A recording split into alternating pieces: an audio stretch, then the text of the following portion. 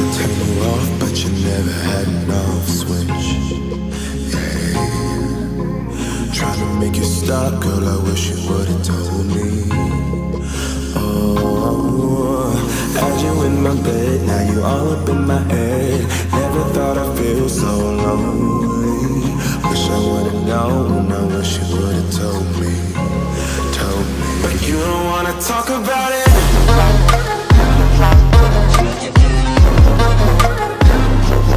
Talk about it.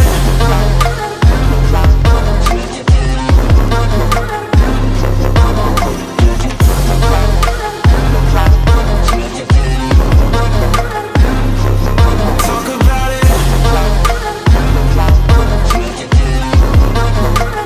You don't wanna talk about it. Try to take it slow, but you never had a low speed. Ay. I've been feeling cold, thinking about the old me. Yeah, I'm out of my head, trying to deal with my emotions. I know what I felt when we dove into the sheets. Wish I would've known, I wish you would've told me. But you don't wanna talk about it.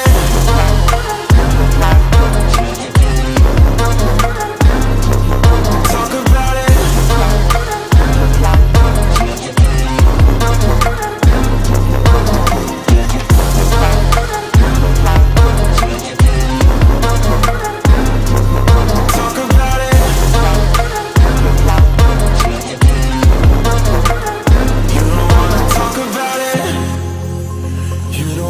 Talk about it.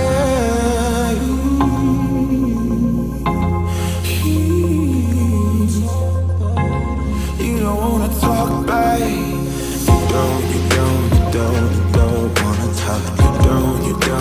don't wanna talk. You don't wanna talk. You don't wanna talk. But you don't wanna talk about it.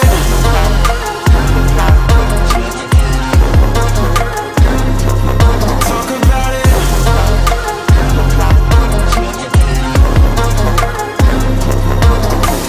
Had you in my brain, now you're all up in my head. Never thought I'd feel so lonely. Wish I would've known, I wish you would've told me. You don't wanna talk about it. You don't wanna talk about it, baby. You don't wanna talk about it. Talk about it. You don't wanna talk about it. Yeah. Empty bottles of red wine laying on the floor from last night. We got a little drunk, yeah. Now I'm a little numb. Spending hours by your bedside, talking till it's dark out somehow. Can get you off my mind. Don't wanna say goodbye, bye, bye, bye. Maybe we should take it slow. I don't feel too comfortable jumping into something new right now.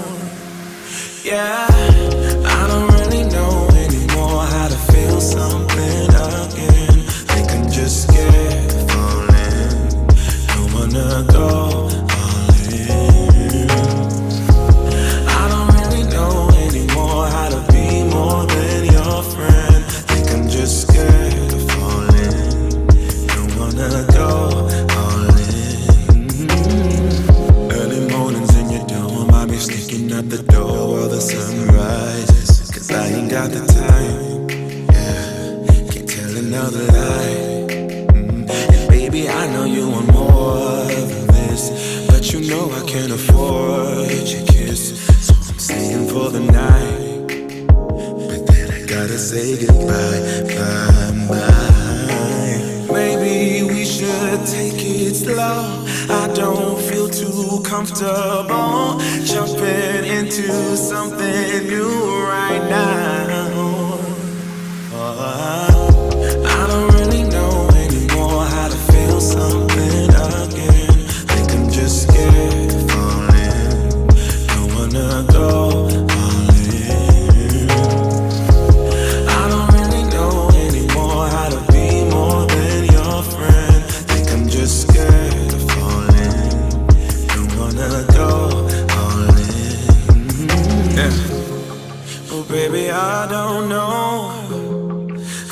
I'm scared of falling, and I really don't know how to feel again. Yeah, I don't really know anymore how to feel something again. Think I'm just scared of falling, don't wanna go all in.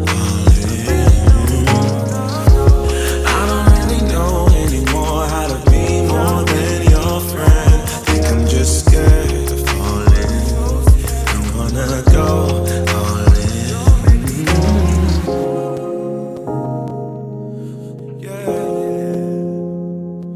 I think I'm scared of falling, don't wanna go all in. Yeah.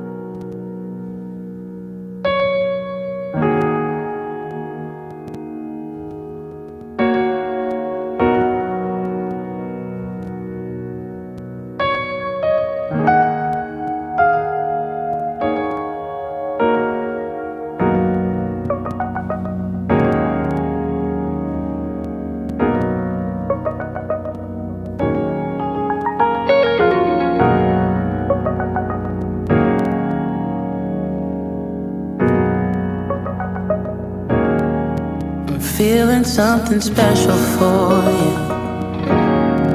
And now you got me thinking till the sun comes up. Daylight and my mind is dreaming. And I'm saying too much couldn't be enough. But I'll be waiting for the moment to take me to you. Yeah, I'll be waiting. I'm just a couple steps from going over the moon. I wanna move with your body, baby. I wanna move with your body, baby. I wanna move with your body, baby. Let me move with your body, baby.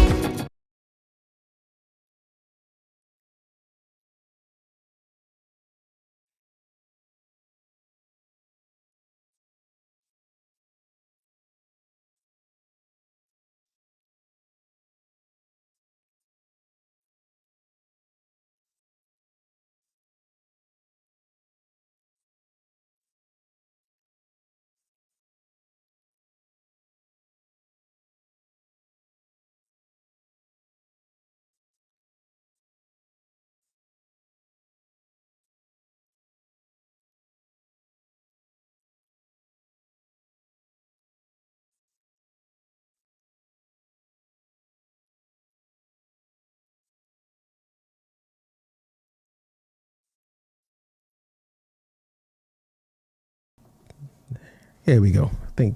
Okay, so we're back. Good evening. We'd like to welcome you to another edition of AK On Fire. I'm your host and moderator, AK. We have a really good one for you tonight. Let me introduce our guest panelists. We have 80s, Ken, Sassy, Rico the Plug, and Mika. Tonight we're going to be talking about Black women and the rise in popularity of plastic surgery and some of the risks and dangers that it proposed.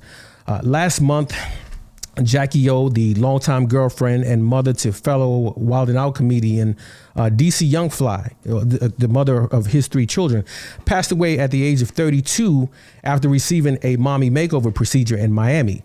The cause of death remains listed as unknown, but many have speculated that her death may have resulted from the potentially deadly cosmetic procedure. Mommy makeovers typically include breast augmentation, breast lift, liposuction, tummy tucks, and increasingly includes Brazilian butt lifts, most commonly known as BBLs. What many may not be aware of is that the BBL procedure is known to be the deadliest aesthetic procedure ever performed. Even though there have been several calls to improve the outcome of these procedures, recent studies show that the number of deaths have only gotten worse, especially in South Florida, where Miss Jackie O got her procedures. Nearly 1 in every 3,000 BBL procedures ends in death. That's nearly 25 times more the deaths which occur for breast augmentation procedure, which is about 1 in 72,000. A significant number of those BBL deaths are Black women. I want to, before we begin, I want to briefly play a video for you, which covers this. Give me 1 second. Let me pull this up. And let me pull this up. Okay.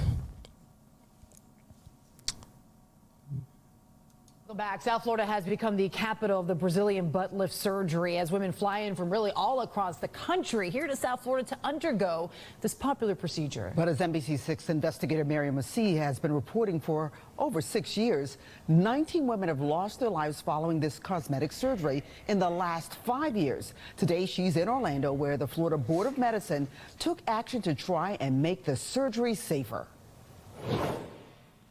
For more than 6 years, we've told you about the women who have lost their lives after undergoing Brazilian butt lifts or BBLs in South Florida. I think it's got to stop. Our reporting prompted several studies that changed the way these surgeries are performed. In 2019, because of all the deaths, the Florida Board of Medicine put a rule stating that doctors could no longer inject fat into the muscle. But despite the changes and a new state law allowing the Board of Medicine to better regulate and discipline doctors when a patient dies or is seriously hurt, the death rate from BBLs didn't drop, it increased. In 2021, 8 women in South Florida died from a fat embolism after Brazilian butt lift. This is because this procedure is still very popular and there was a lot of pent-up demand after the pandemic. Reacting to the troubling trend, the State Board of Medicine issued an emergency order limiting BBL surgeries to 3 per day per surgeon to avoid fatigue. It's believed this may have contributed to the death of a 33-year-old woman who died after undergoing a BBL at the hands of Dr. John Sampson last summer. An administrative complaint says he began operating at 6:32 a.m. that day. She was his 7th patient of the day, and her surgery started at 8:31 p.m. Every surgeon who does the whole Brazilian butt lift knows that this is a very taxing procedure, mentally and physically. Today, Dr. Sampson didn't appear at the hearing and his case was moved to the next meeting. In a letter sent to the board, his attorney said he has looked at the circumstances that may have affected his performance that day and he will no longer plan to start procedures after 6 p.m. The doctor that was at the meeting was Dr. Arnaldo Valls, who performed a BBL on Kizzy London in 2017. The Louisiana woman died after the procedure. Offer an enhanced penalty. During his hearings, board members questioned whether he was qualified to perform the surgery and said he misrepresented his credentials to obtain surgical privileges at a local hospital. In a surprise move, the board increased his penalty and revoked his medical license. In another case, the board placed a 1-year probation on the medical license of Dr. Sergio Alvarez, which restricts his ability to perform BBLs except as an observer. Alvarez was the doctor who performed a BBL on Dania Plasencia in 2019. The young mother died of a fat embolism following the procedure. The state argued he committed medical malpractice by injecting fat into Dania's muscle, something the medical community knew at the time could cause pulmonary embolisms. Dr. Alvarez is a board-certified plastic surgeon. He's highly trained. He's performed over 6,000 BBLs successfully. This was the one mistake in his entire career. That emergency order, which expires in 90 days unless they make it a permanent rule, now mandates surgeons to use ultrasound technology when performing BBLs to avoid injecting fat into the muscle and causing a pulmonary embolism. That is the main cause of death of BBL patients. In Orlando, Miriam Masih, NBC6 News. All right. All right. Before I begin with the line of questioning, I want to just round robin real quick. Tell me what your thoughts are after seeing that. 80s, let's start with you. My heart goes out to her and her family. I mean, there's no good answers here. So, yeah. Go ahead, round the room. Ken. Yeah, it's very sad. I wish it didn't happen like that. I wish, it was a 0% death rate with these types of things, but it's just reality that it's just that one time it's possible for someone to lose their life, and I hate that it happened. Sassy, your thoughts? It's very unfortunate, and the one thing that stood out in that video instead of the doctor saying, I'm not going to do BBLs anymore, he decided to say, I'm not going to do them after 6 p.m. anymore. Mm-hmm. Like, what? Like, it's at this point, it's just beyond crazy, to be honest. But yeah, well, there's a lot of money involved. I mean, to start at 6:30 in the morning to 8:30 at night, and all it takes is for them to inject that fat in the muscle, and what you end up having is a fat pulmonary embolism. I mean, that's a quick death. It's pretty shocking. What makes them inclined to do that as opposed to another location? Is it a better outcome? Well, the thing is, in South Florida, in the Dominican Republic, obviously it's cheaper, and so you have a lot of sisters who are going down to the Dominican Republic to do BBL surgery, and not only that, but outside of Florida and Dominican Republic, most doctors will only put a certain amount of fat in. And a lot of these women, they want it to be bigger and better. And the bigger you make it, the higher your risk of, accidentally injecting the fat into a vein or into a muscle, which the fat will then make its way through your bloodstream. Rico, your thoughts? I think it's terrible, and I think that they need to enforce very heavy penalties. Also, I just think, I really don't think that they should I don't think that people should do that to themselves, but if you're going to do it, hedge your bets. Mm-hmm. Try to be one of the earlier patients, like how you schedule a flight. If your surgery is scheduled after 12, don't do it. Right. Do it. You may not want to be the first person. You definitely don't want to be the last person. Right. I'm also curious if she had anyone there supporting her. It's similar to, the Black maternal death rate, especially when there's no one there in the operating room advocating for you while you're heavily sedated. Mm. I'm curious what her support was during all of that, pre-op, during the operation, and post-op. I don't know. If you're talking about Jackie O, I'm not sure. They found her lifeless body in the hotel. So I'm not sure that she went down there with anybody. And there was a video clip of her saying that everybody is telling me not to do it, but I don't care. I want to do it. It's my body. Because the thing is, she's had plastic surgery before, and she's had 3 kids. Now, I don't know if she had cesarean section, but if she had a C-section, I'm pretty sure that would make the surgery even more dangerous than it already is. And so but something that a lot of our Black women struggle with is our support network. So regardless if I agree with Mika or not, right, on whether she should do a thing, am I going to allow her to be vulnerable if I have any opportunity to support her during a time when literally she's incapable of making decisions on behalf of herself? Like, who was her who had the medical directive? Like, where's the people around her to say, hey, while she's incapacitated, we want to support her. And we know that the observer bias, right? If someone knows that you're there, they usually treat you differently, especially if you're a Black woman, right, in giving birth or any kind of medical procedure in general. Right. And I want to say something real quick, if you don't mind. But I love the fact, 80s, that you actually brought that up, because that's where I was going to go, was the maternal mortality rate, right? Where they're saying that a Black woman is 4 times to 5 times more likely to die during childbirth than a white woman, right? But these are the same Black women who would say we're dying while we're giving birth, but also take the risk of getting a BBL, right? So it's like point.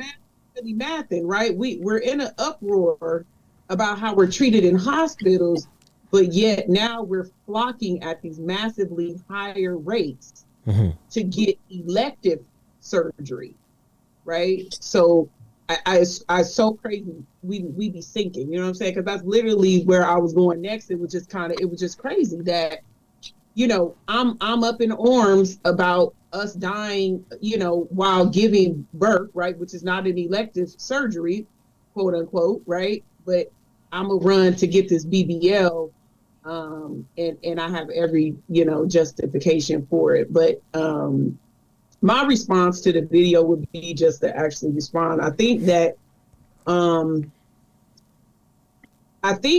if I'm just being honest, I mean, we do a lot more crazy things to ourselves that have more crazy ramifications, right? So if you say 1 out of 3,000 of women is dying this way, for everyone who gets a BBL and dies, we got eating bacon, we got ridiculously high rates of obesity, we got all these other things that's killing us. Yeah. Oh no, that's different. Yeah. Well, don't be talking about the sugar. Here's the thing. I get what you're saying, but eating bacon and ham hocks or whatever, that's like a long time thing. You're talking about something where 1 minute the person is fine and then the next minute they're gone. And some of these women who are going out here getting this surgery, they have babies at home. They have small children at home. But that's what I'm saying. Majority of them do. Even in that circumstance, where was her support? Yeah, I can't speak to Jackie O. I will say that we could depersonalize it. Do most women have somebody there? You know what? I will say I've known. I've heard a few women going and getting plastic surgery, and I've had a friend who served as a support person going all the way to Europe. And so, I mean, that's a hell of a friend to buy a ticket and go stay in a hotel and travel back with them. That is a hell of a friend. And there's some women that are doing that. There's some women that are going to DR. I mean, they make a girls trip out of it. And I was going to say I've heard of that. Yeah, they make a girls trip out of it. In fact, I don't know how true this is, but there was a situation about a month and a half ago where there were like 2 women and maybe like 3 guys got shot up by a Mexican cartel because they thought they were drug runners, but they were all going out there to support this one sister who was getting plastic surgery out there in Mexico. Yeah. So. Yeah. So. Yeah. When I mean, that's bad. Man. You said what? No, I mean, like the cartel killed a few of them. They never made it to the surgery out of. No, they never made it, man. So, I want to talk about this, risking of losing life. You had like several celebrities who have had plastic surgery or butt injections. The list is long. I mean, from Cardi B to Scissor, K. Michelle, Azalea Banks, Blac Chyna. The list goes on. Amber Rose, in terms of the number of women who have had either plastic surgery or butt injections. But recently, a number of them have begun to come out and advocate and warn about the dangers of having plastic surgery. Cardi B has come out, K. Michelle, and most recently Blac Chyna. So Cardi B, she went from defending plastic surgery to advocating strongly against it. She would initially say that, hey, she was an entertainer. She didn't have time. She didn't have, 24 hours a day was not enough time for her to do what she needed to do, to experiencing some problems and saying that, hey, you know what? I'm never going to do this again. She complained about how her body and stomach would just swell up. I think she's taken pictures posted them on IG. And her feet looked like she had elephantitis. I mean, it was like really, really swollen. It was pretty bad. She's had to cancel shows that were sold out based on her doctor's, not even recommendation, but doctor's orders. And so a lot of people were frustrated about that, but she has to put her health first. She eventually got some of the butt injections, the silicone, or what they call biopolymers. She got 95% removed. And she's been warning others to reconsider, not to consider plastic surgery. K. Michelle went through the same thing. She said 5 years after her butt injections, she experienced constant migraines, fatigue, leg pain. She would talk about how her her leg would just give out and she couldn't stand up and she'd be in bed. She went to several doctors, finally had an MRI done, and they found a foreign substance spreading throughout her body. So initially, the doctors told her, just leave it in there. And again, we talk about how no other group of people die after major surgeries like Black people. And part of it is because we don't get the best medical advice. And so good on her, K. Michelle, for not listening to that doctor. She went out, found another doctor, and it took her 13 surgeries to get everything removed. And then finally, we have like Black China. Yeah, I mean, you saw what happened with her. She removed the fillers from her face. She also said that she struggled with health issues for years after plastic surgeries. She experienced fever, swelling, and she is advocating strongly that, hey, for folks just not to get it. So the question I want to pose to you on the panel, and I'm going to pose it to one person. After they answer, I want everybody to feel free to get in. What do you think is driving so many women, so many sisters, to disregard the warnings and put their life and health at risk to get a BBL or butt injections? Ken, I'm going to start with you. I think it's 4 main things that drives it. And it's usually perfectionism, competition, instant gratification, and body dysmorphia, which kind of ties into perfectionism. Mm-hmm. But with those things, specifically starting with perfectionism and body dysmorphia, you're always comparing yourself to the next person, and even compare yourself to what you used to be maybe when you were younger. And you get very insecure. You're looking at, what you see on social media, and it puts you mentally in this place where you're just never satisfied with yourself, always picking yourself apart, and you can't really. And so it'll drive people to put their lives at risk to do something that they think is going to make them happy. And with the instant gratification part, they want to do it as quick as possible. They don't want to go to the gym. They don't want to put in the time to establish a healthier diet or anything like that. They would rather just undergo the surgery, no matter what the risks are, and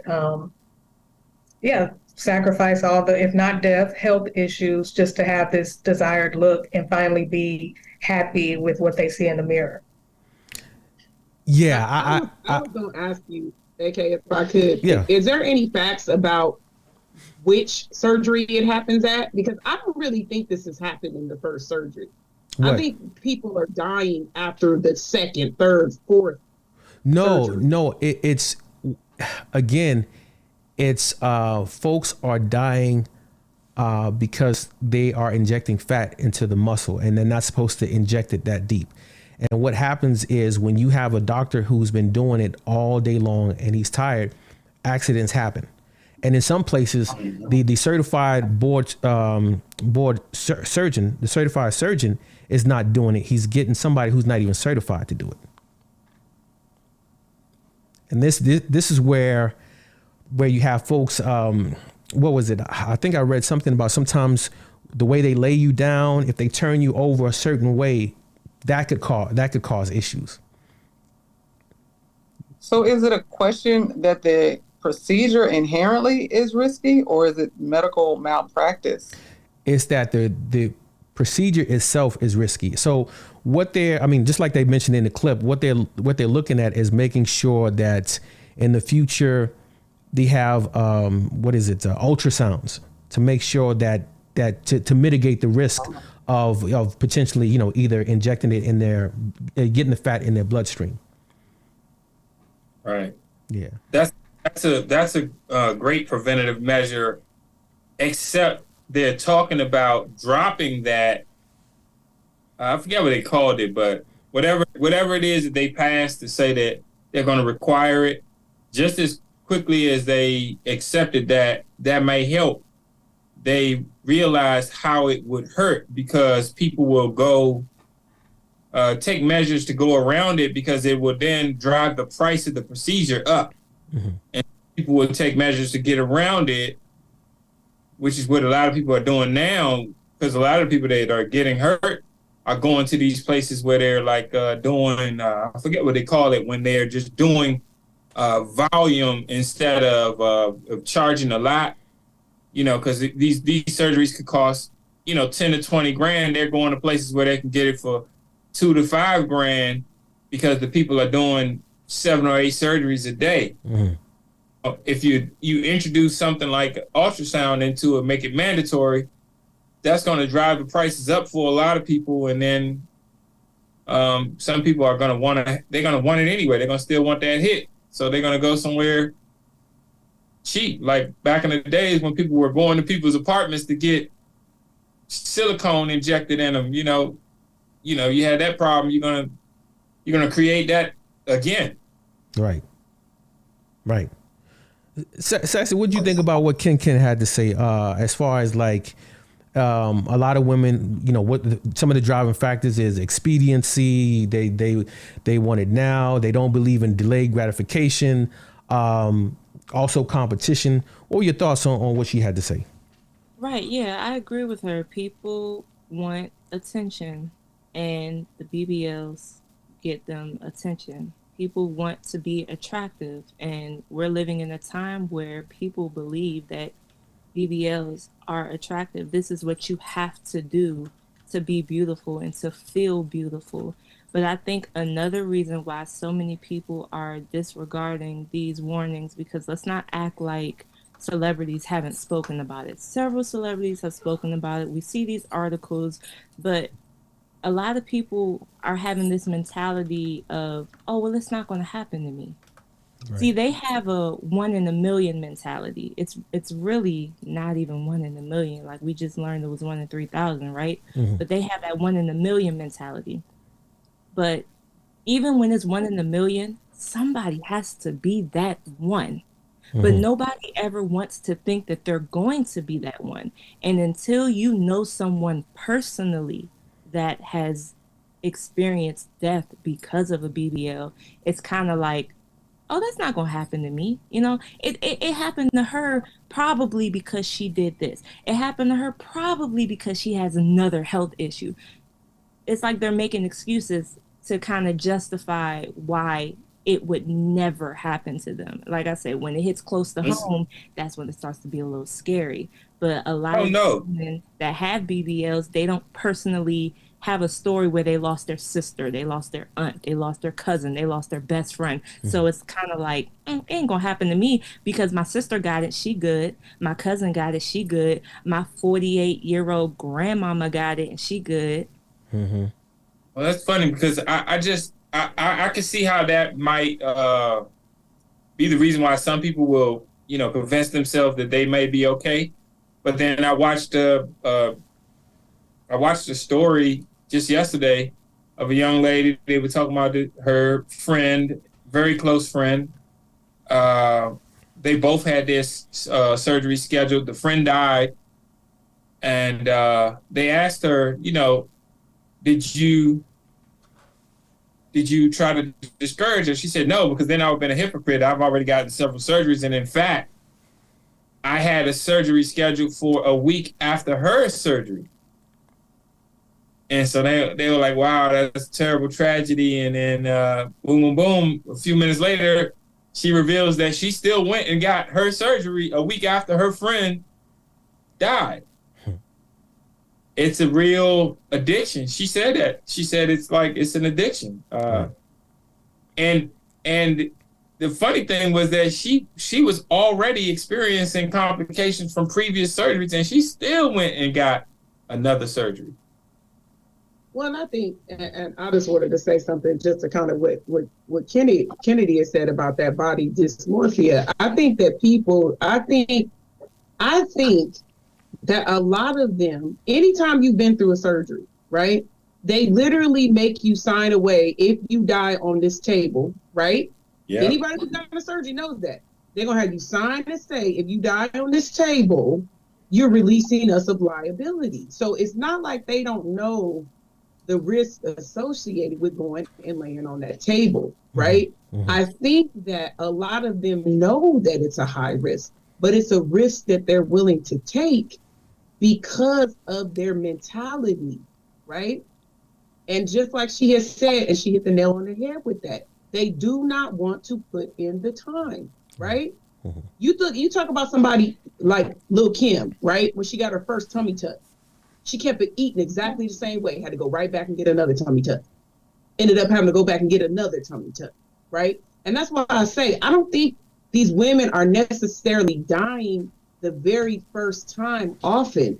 I think, just like Rico was saying, I think there's this surgery, then there's the tattooing on the eyebrows, then there's the lip fillers, then there's the, you know what I'm saying? And it's like gateway surgeries that kind of lead them to the ultimate of, okay, well, I'm going to go ahead and get in. The one that she got was the mommy makeover.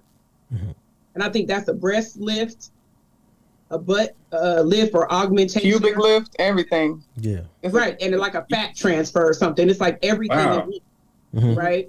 And so that's why I wanted to bring up the point. I think that a lot of these surgeries are led into by gateway surgeries, right? Because by that same strength, you would say, okay, well, why are women tattooing on eyebrows? Why are women getting eyelashes literally melted into their flesh, them like permanent ones? They're literally taking piece by piece, putting the eyelash directly into your eye, which is your most sensitive part, right? One of the most sensitive parts of your body, right? So then you're doing that. And then maybe you like tattoos, right? And then, so and then maybe you got some fake titties. So now, okay, I got my fake titties. Now, you know what I'm saying? I think there's like a buildup, and I don't think that we acknowledge that either. And I think a lot of times, if someone steps in, like 80s was saying, and say, look, I got you, right? You trying to lose this stomach. Let's go to the gym. Let's that. I love you, girl. Let's go do it. But I think they're all laying up. I think a lot of women are laying up being lazy together, and they're taking the easy route out, right? You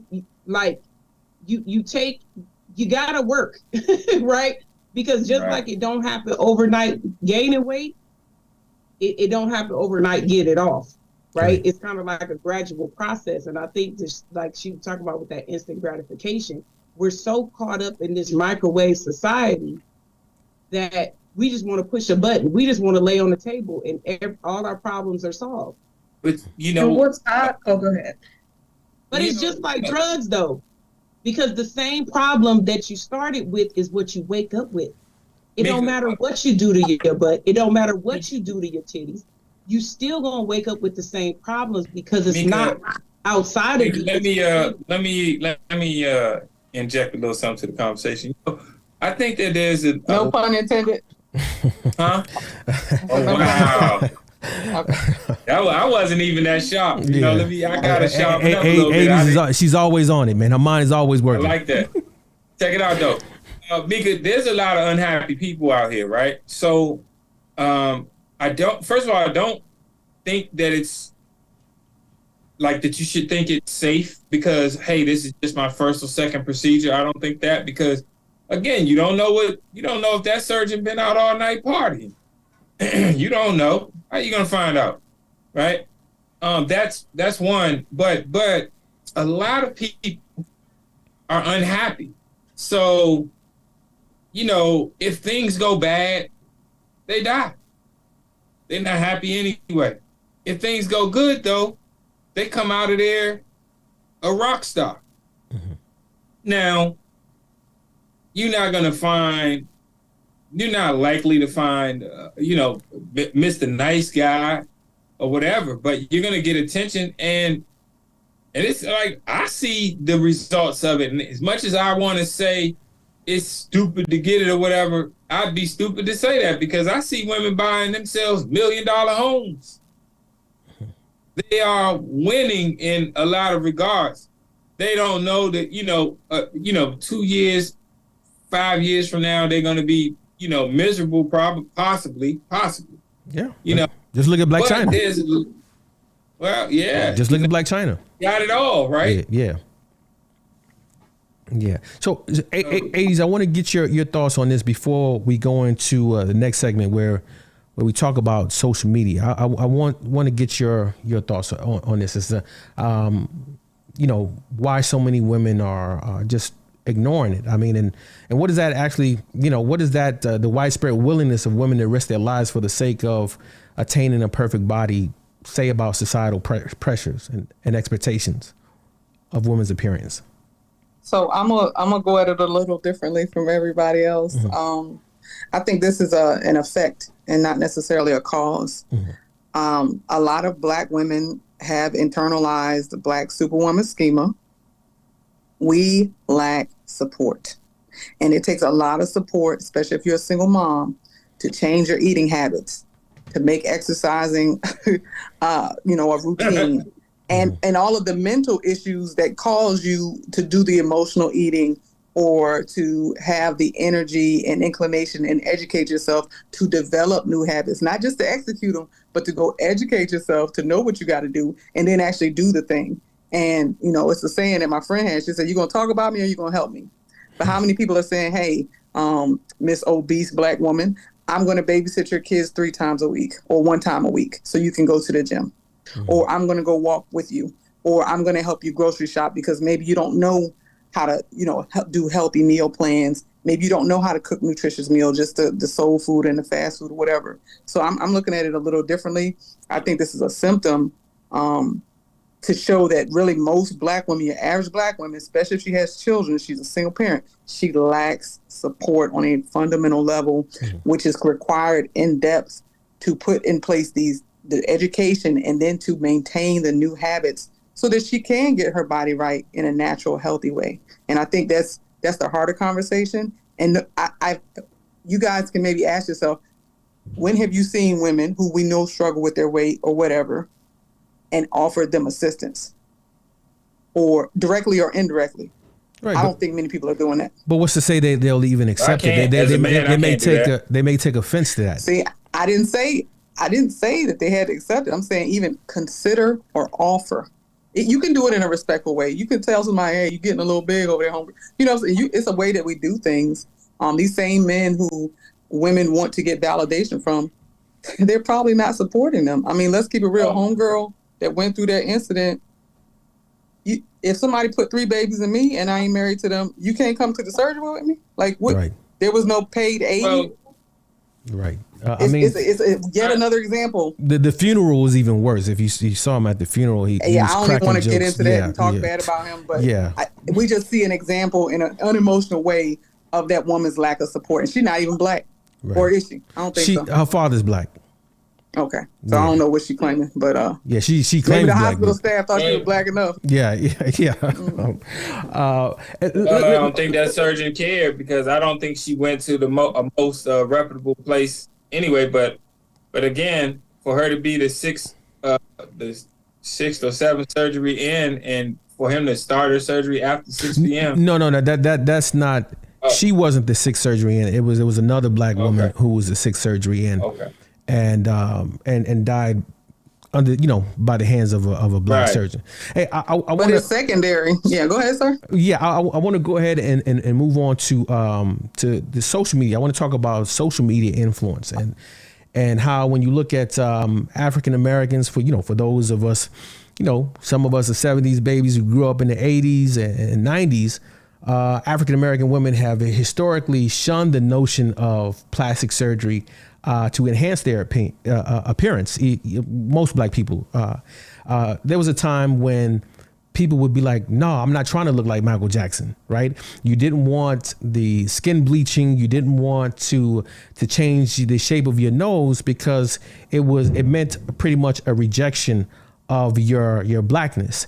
And for the most part, a lot of Black women are proud of their Blackness, proud of their look, their hair and so forth. So, and in addition to that, Black people have this reputation of aging slowly, right? I mean, typically you look at most black women and they don't look their age, right? So hence the phrase, black don't crack. But no, these black women cracking on the inside. That's right, clear. right. I'm that's one another. no pony up in here. Right. I love that. Some of them showing on the outside too, though. Yeah. Young on the outside, man, and ancient on the inside. So cosmetic surgeries are now becoming the norm in the black community. You have young women on social media that are promoting plastic surgeries, giving personal accounts of their plastic surgery. It's ubiquitous. It's all over social media, and according to the American Society of Plastic Surgeons, every year more than 1 million African Americans have cosmetic or plastic surgery. So that number is increasing. And social media has played a significant role in acceptance and the visibility of stripper culture, and has had a significant impact on African American women, shaping their perceptions of beauty, self-image, and societal expectations. The question I pose to the panel, and Sassy, let me start with you, is how has social media contributed, in your mind, to the mainstreaming of stripper culture and its impact on beauty ideals? Your thoughts? It's just in your face. It's just always there, and you see the likes, and you feel beautiful, and you think your picture is great, but you only have 82 likes. So then when you see another woman that is showing a little skin, and she's a little more voluptuous, she got BBL, she paid for breasts, and she has over 2,000 likes. She has over 10,000 likes. Oftentimes, women who are not solidified within themselves, they look at that and start to compare and question their own beauty. And they feel like, this is what I have to do to be beautiful. This is what I have to do to get money. This is what I have to do to get attention. This is what I have to do to get paid trips to Dubai or whatever these people are doing nowadays. And it's just so in your face that sometimes I tell people it's partially in your face because of the way that social media is kind of like forcing you to think, but we got to take accountability. Sometimes it's in our face because of what you keep clicking and what you keep liking. And if you keep clicking these types of women and keep liking these types of women, then when you go on your Explore page, what are you going to see? All of these women who literally all look the same. And that is what is defined as beautiful. And so now you have so many people who are trying to look this particular way to be beautiful, and they don't realize two things. One, sometimes you look better without all of that. Sometimes they put on so much makeup that it takes away their beauty. And two, half of them are competing with women who don't even look better than them naturally. Like, you trying to compete with a shorty who's naturally a 4, and you out here looking in the mirror, questioning your own 7.5, competing against a baddie, not even to know that baddie is a 4. But you would never know because her entire page is filled with makeup and filters and makeups and filters. She don't have no pimples, no bumps, no acne, no nothing as far as IG is concerned and Snapchat is concerned.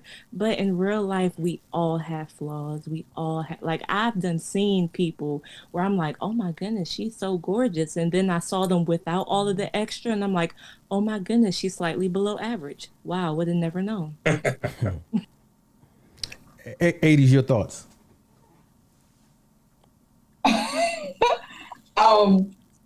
You can't compete where you don't compare. So I think a lot of the times it boggles my mind because you do see a lot of beautiful women and you're like, how are you? Do you have a strategy, sis? I'm not even knocking your hustle, but where is this going? You know, I wish it would be like, you know how they got the league and the draft and all of that, and they got the team that kind of comes to the guy and say, hey, this is how you manage your first check and all this other stuff. Like, again, one song pony. Where's the support? Where is this going? Says if you are the baddest and you know you got the best body and all this. Where are you in 5 years? I don't know if they're necessarily getting that support around them other than just being this body and this face and this persona and then being, just thrown away after they've been used. Mm-hmm. I don't know any of them personally. I just wish if you have to go through all of that it benefits you in the long term, because it doesn't seem like it's a long game. Rico, get in there. It's interesting that she brought up the long game. A lot of them people doing that don't know where they're going to be in 5 years anyway. They already don't have a long game. They already don't know what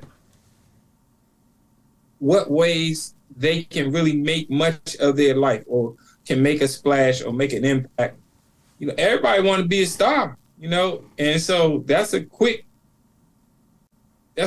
path to those things. Access to stars, a nice tummy tuck,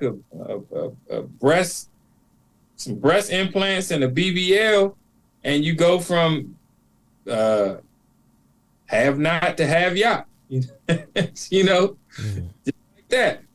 And so it's hard to discourage somebody from doing that. And then, you talk about like the men clicking and stuff like that. Well, we are visual and we are attracted to women. So those women are showing us the parts that, may, stimulate us mentally. And those things actually motivate us. You may have someone who's a lot more wholesome, who we may be looking for as a wife. When I'm on her Instagram, she got a picture of the frog in her backyard, or, the kids go on the tricycle or whatever. Like, those pictures don't really motivate us. So the women that are natural aren't even really competing in the field. So they're definitely not going to get our attention the same way that those women who may be doing some things that we find questionable, but we at least know that they want our attention, so we give it to them. Mm-hmm. And it's kind of strange and sad if you think about it. Like, don't let a trick you, ladies. If y'all gonna be out here selling your body, get your bag and sustain it. You know what I'm saying? But they are getting it, though. Yeah. A lot of them are getting handsomely rewarded. From what I understand, a lot of them aren't getting much money. Some, but it's just a matter of what you want to do. So if you really want to get some money, you sitting there, you getting public assistance or whatever, and you're in your little apartment, and you can drop $3,000 and then, put on some $5 lingerie and shake your butt and get money, they're gonna do it. You're not gonna tell them what your kids gonna think if they see that video. They're not thinking about that. They thinking like, man, we sitting in here barely eat noodles and noodles. Why not? But you see that though? It's the same. It's my one song I got tonight. Where's the support? Girl, don't go out there. What is the support going to tell them? I got you. No, it's not happening. What is support going to tell them?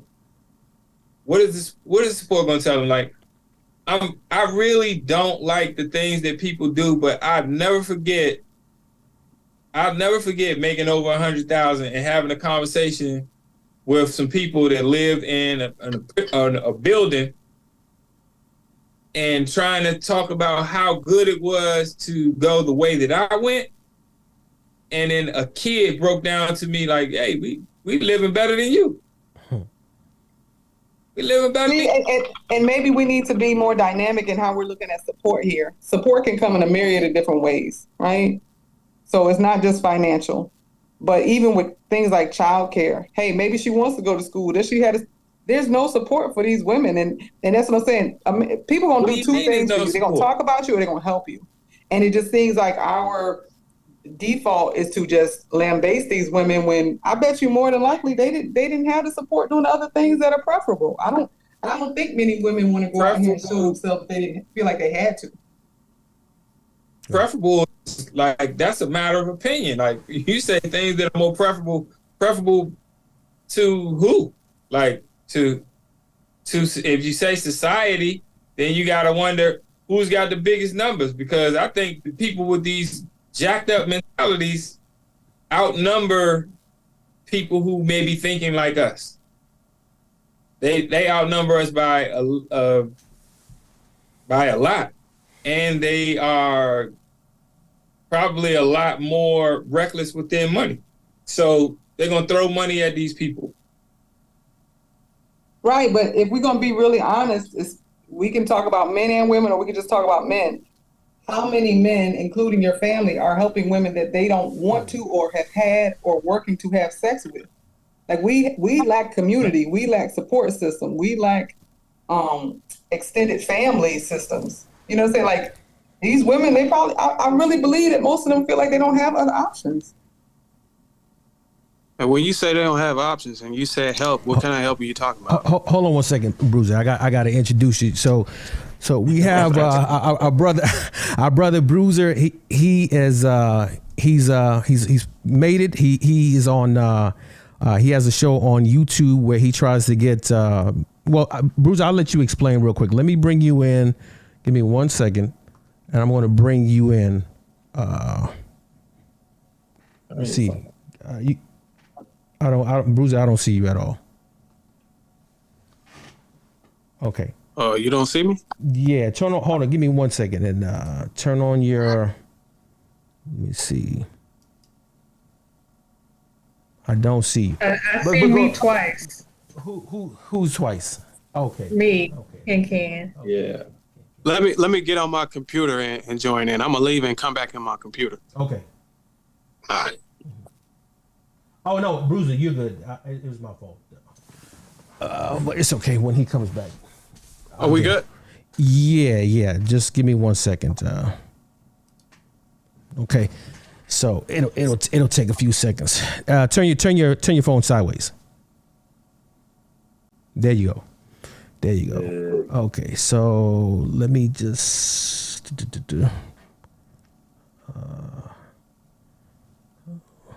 Actually, let me get on my computer. This phone is ridiculous. Let me just get on my computer. I'll come right back in. Okay, no worries. Okay, so Mika hasn't made it back yet. Ken, I wanted to ask you, in your opinion, like how much of a role do you think social media plays in influencing the beauty standards and normalizing cosmetic surgical procedures among Black women?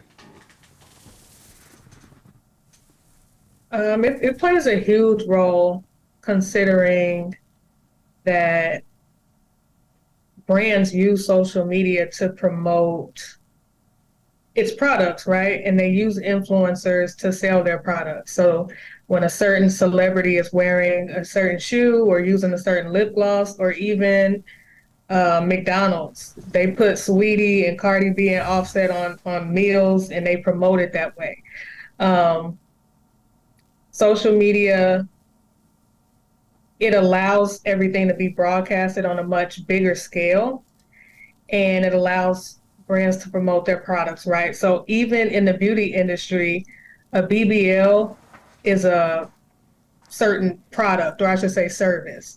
And by putting it on these celebrities and broadcasting it for millions of their followers to see, is just increasing their exposure in a way that's, never been this popular before. Like without social media, you will have a person, if they had a cosmetic procedure, right?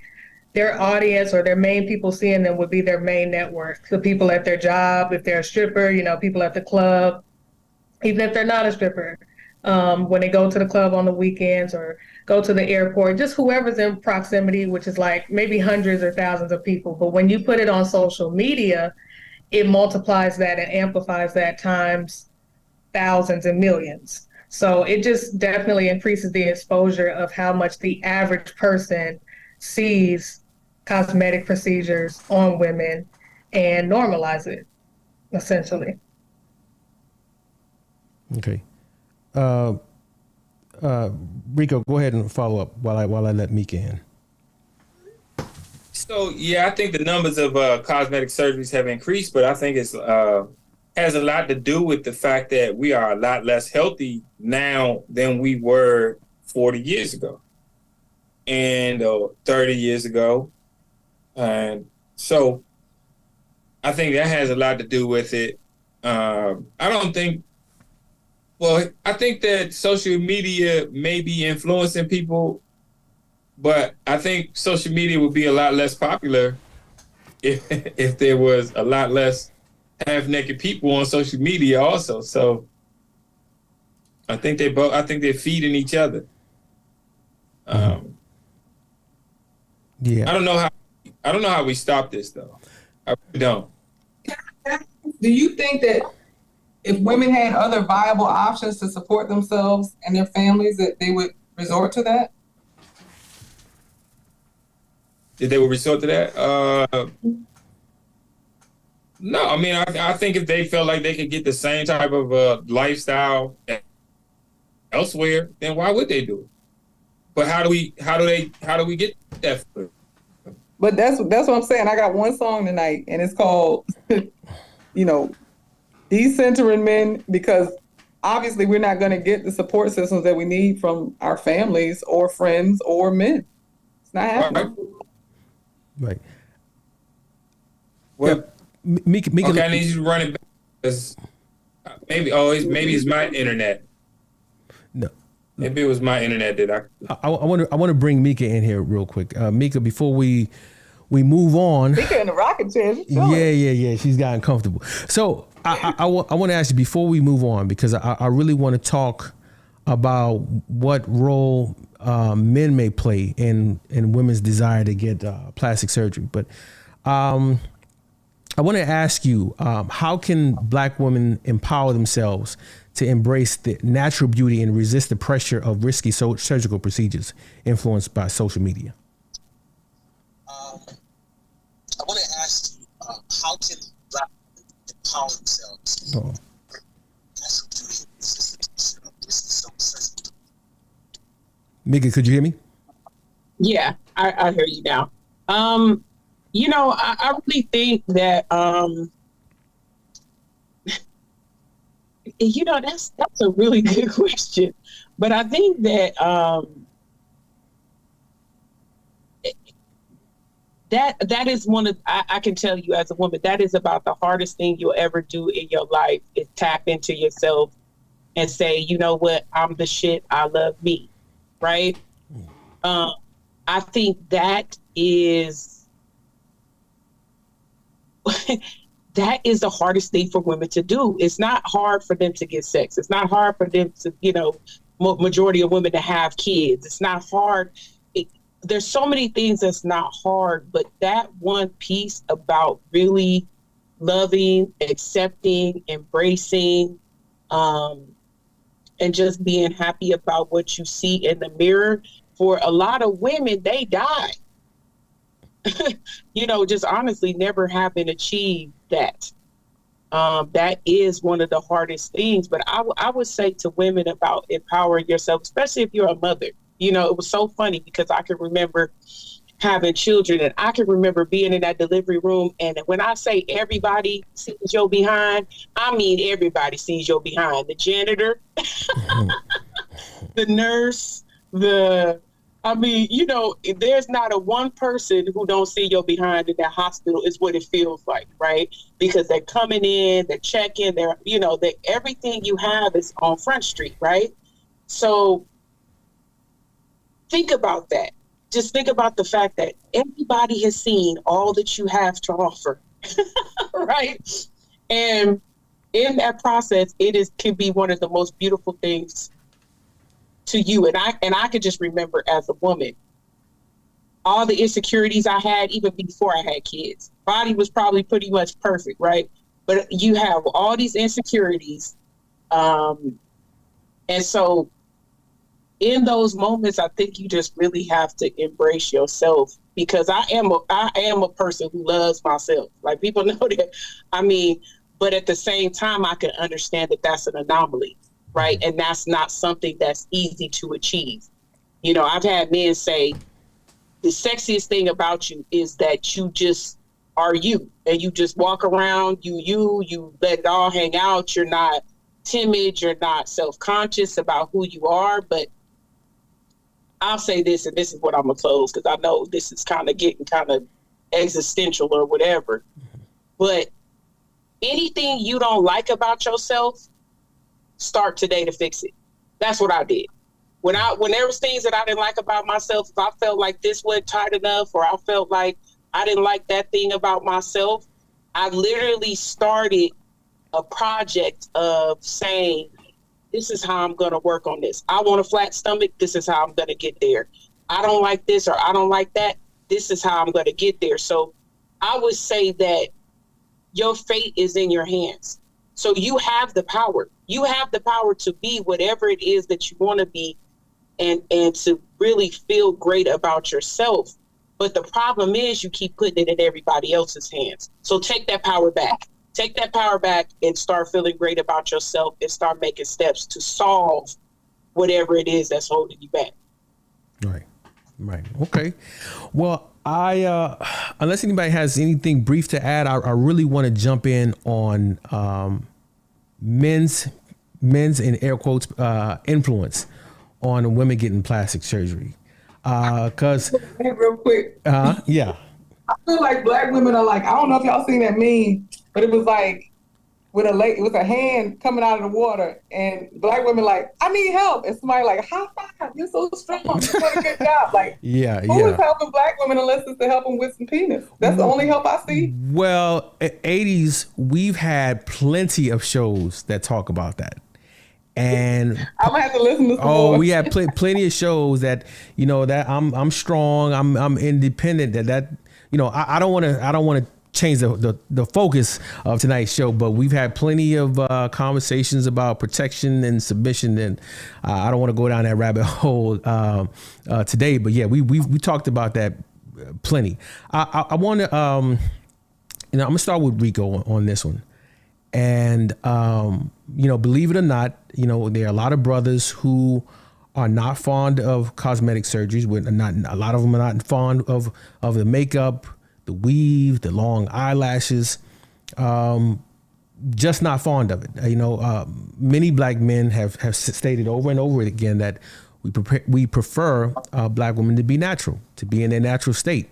We did a show about it in the past, and it caused a bit of a stir. I'm going to play a clip from that show, and we tell women this all the time, but they don't believe us. They call it cap or BS. Let me play a quick clip of that show.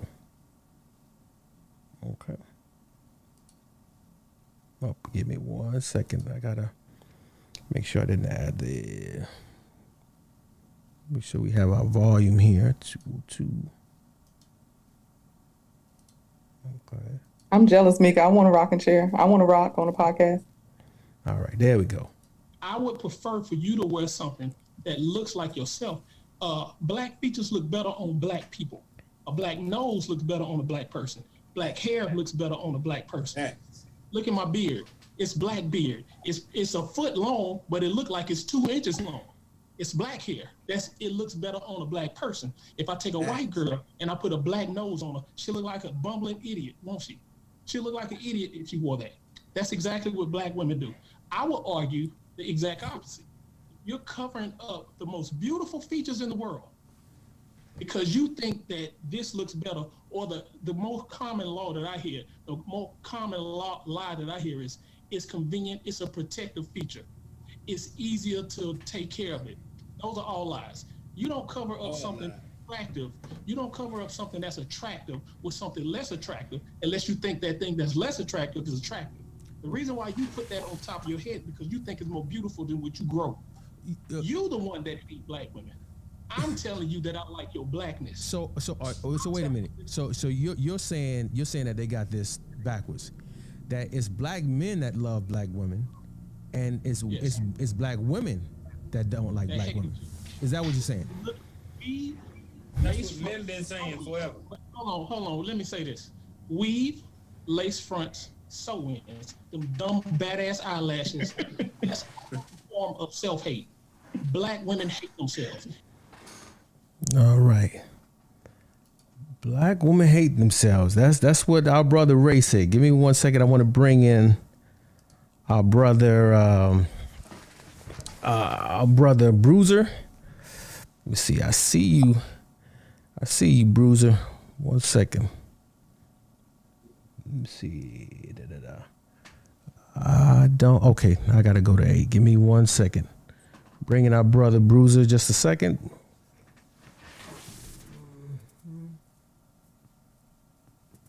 We over here itching to respond to what he said. I'm just. You're not ready. You're not ready. Give me 1 second. I don't see. I agree with him. Huh? I said I agree with him. He had me until one comment where I was like, Okay, Ask him if he gonna help you with the kids on the weekend while you take 3 to 4 hours to do that twist out and deep conditioning and hot oil treatment. because you know it's a process, girl. let me bring in our brother Bruiser real quick. Bruiser, I don't know how much of that you were able to catch, but Bruiser. Real quick, give a brief description of what you do here on YouTube. Well, I was I'm more like a dating compatibility expert. I just got certified as an image consultant because I've been wanting to get into men's fashion and style. So congratulations. Appreciate it. Yeah. So I just pretty much pivoted my channel from just being a regular spokesperson in the dating realm or in the relationship conversations to more like a men's fashion and self-development. So as you can see, I changed my name and all that stuff. So I just rebranded, started rebranding at the end of the month. So I got a couple of videos. I got a little ways to go though. But I'm a married man, military veteran, a father, I got a 1-year-old, about to have another one in August. So, I told my man, I said, man, I wish he would have told me ahead of time. I would have came on here earlier. Yeah, I sent it late. My bad. And so I thought I'd already sent it, but it was just one of those days. But nevertheless, man, it's great that you are here. I don't know. Did you get a chance to hear or see the clip? Yeah, I saw a little bits and pieces. I got an idea what he was saying. It's pretty much guys spewing a lot of disagreement against women using cosmetics and all that other stuff to make themselves more attractive or appealing, right? Right. I'm gonna come back to you because the sisters are itching. They chomping at the bit to get to address this one. And so I think we as brothers, let's fall back. Let's listen to what they have to say. I don't know if you will agree with them, but let's listen to what they have to say on this matter.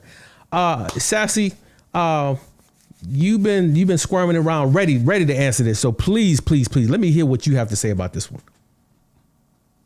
What he said, I agree with a lot of what he said. Where he lost me was when he was like, the women say they wear a wig because it's just easier to manage. It's not easier to manage. You just hate your hair. First of all, until you deal with what I got to deal with, don't you sit here and try to say that this is easy to see.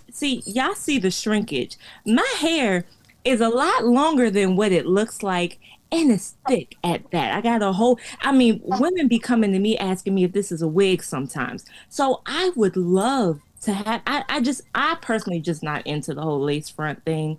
I just don't like the idea of having to do this all the time. I want to scratch, okay? I don't want to have to just keep doing this. That's not my thing. Shout out to the people who can handle that. I just don't. You know what I mean? But to sit here and try to say some women do hate their hair. Let's just be real. Some women do have this belief that straight hair is more beautiful. That's true. But some people actually do go ahead and corn roll it up and put on a wig or put on a lace front because it's easier to manage. That's facts. I've literally seen a girl who had hair all the way down her back and she was getting it blow dried. And I'm like, oh, her hair looks nice. Then she was getting it cornrowed and go ahead and had the lace up. And I'm over here like, my first thought was, if she has all that beautiful long hair, why is she covering it up? But then I had to realize, I don't know that woman's schedule. She may not have the ability to go ahead and wash and detangle and condition and detangle again and do all of this to her hair every weekend or every Monday or whatever. So to put on the lace front or to put on the wig that can last you, you know, a couple weeks or whatever, that may be convenient. So that's the only thing that I disagreed with him on. But I'm gonna let other people speak because I got more smoke for the fellas. I got more smoke for y'all. So I'm gonna just mute up for now.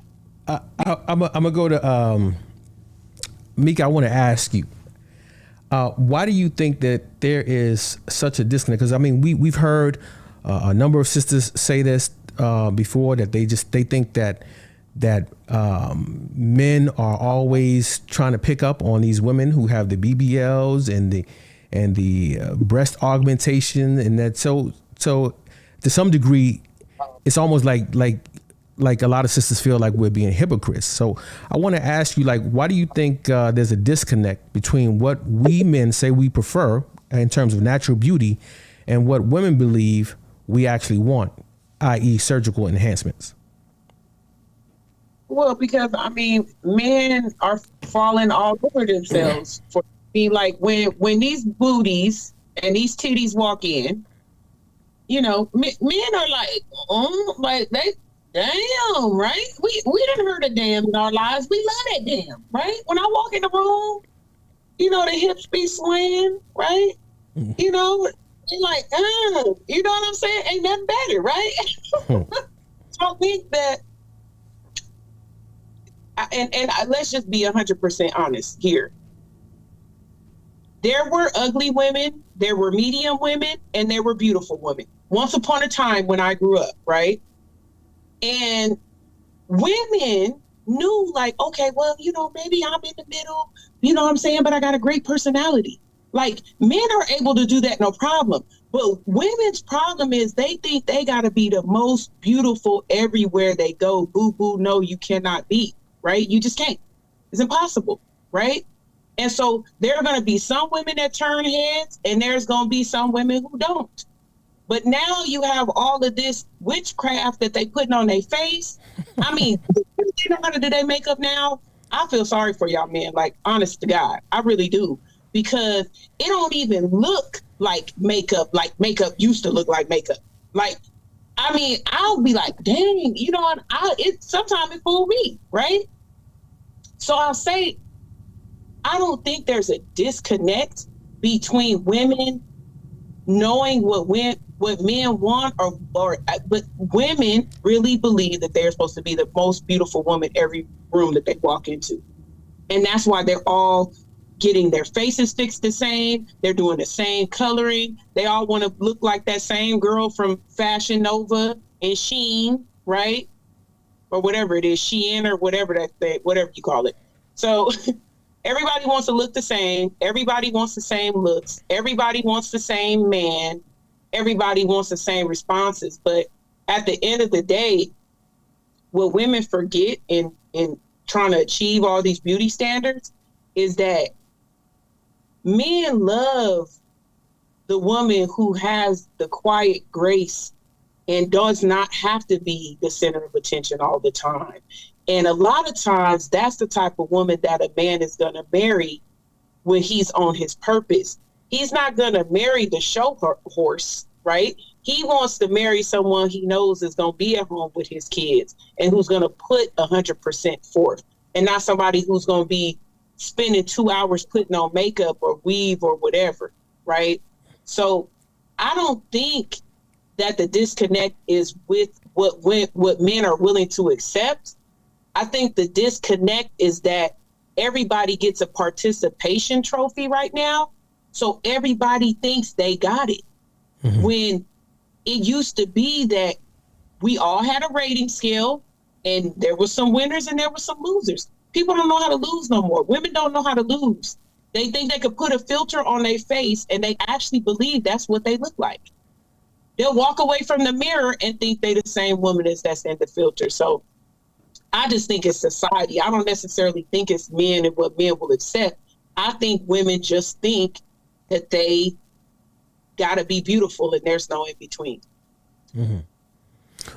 Bruiser, what are your thoughts on what she just said as far as, men will parade around with the girl with the, with the BBLs and the triple E's and double D's and all that, but we're not trying to marry them. We as one sister said on YouTube, that we go after the plain Jane. What are your thoughts on that?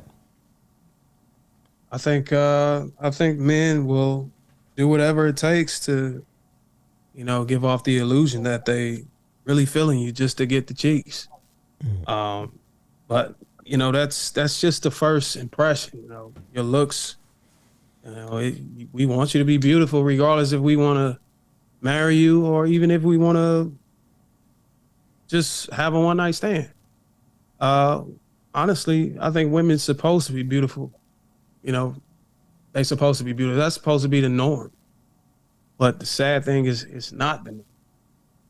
And we tend to point the finger at society, but we got to stop pointing the finger at society. We need to be specific so we can identify the issue. It's not society. If you say it's society, then you're including everybody in it. That's not true. It's women telling. It's women are provoking women to go do these things.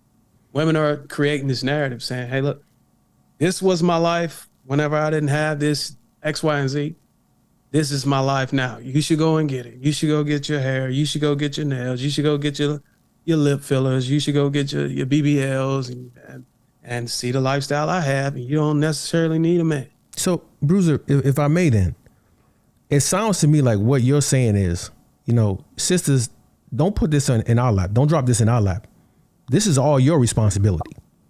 I'm not saying it's their responsibility. It sounds like you're saying that, hey, like women are putting pressure on other women to be beautiful, but men are getting the blame. Am I wrong in my interpretation of what you're saying? Women are putting the pressure. Women are the ones in the comments and on the comment section saying, hey, that don't look so good. You should try this and all this other. We're not doing it.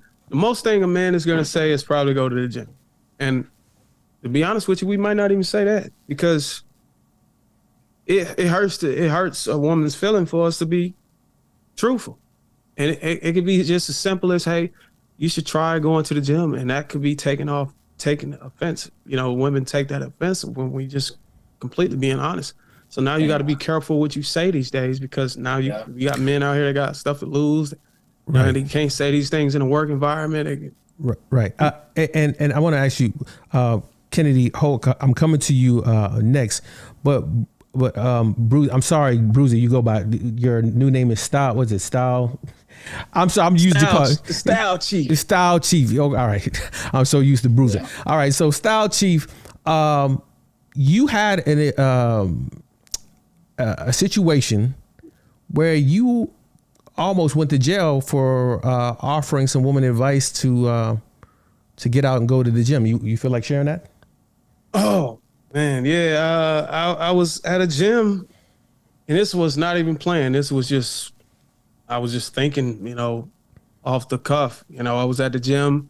They had just opened the gym, and they was trying to get their members up, and they were doing free for the first 48 hours, and then if you like it, you get a membership or whatever.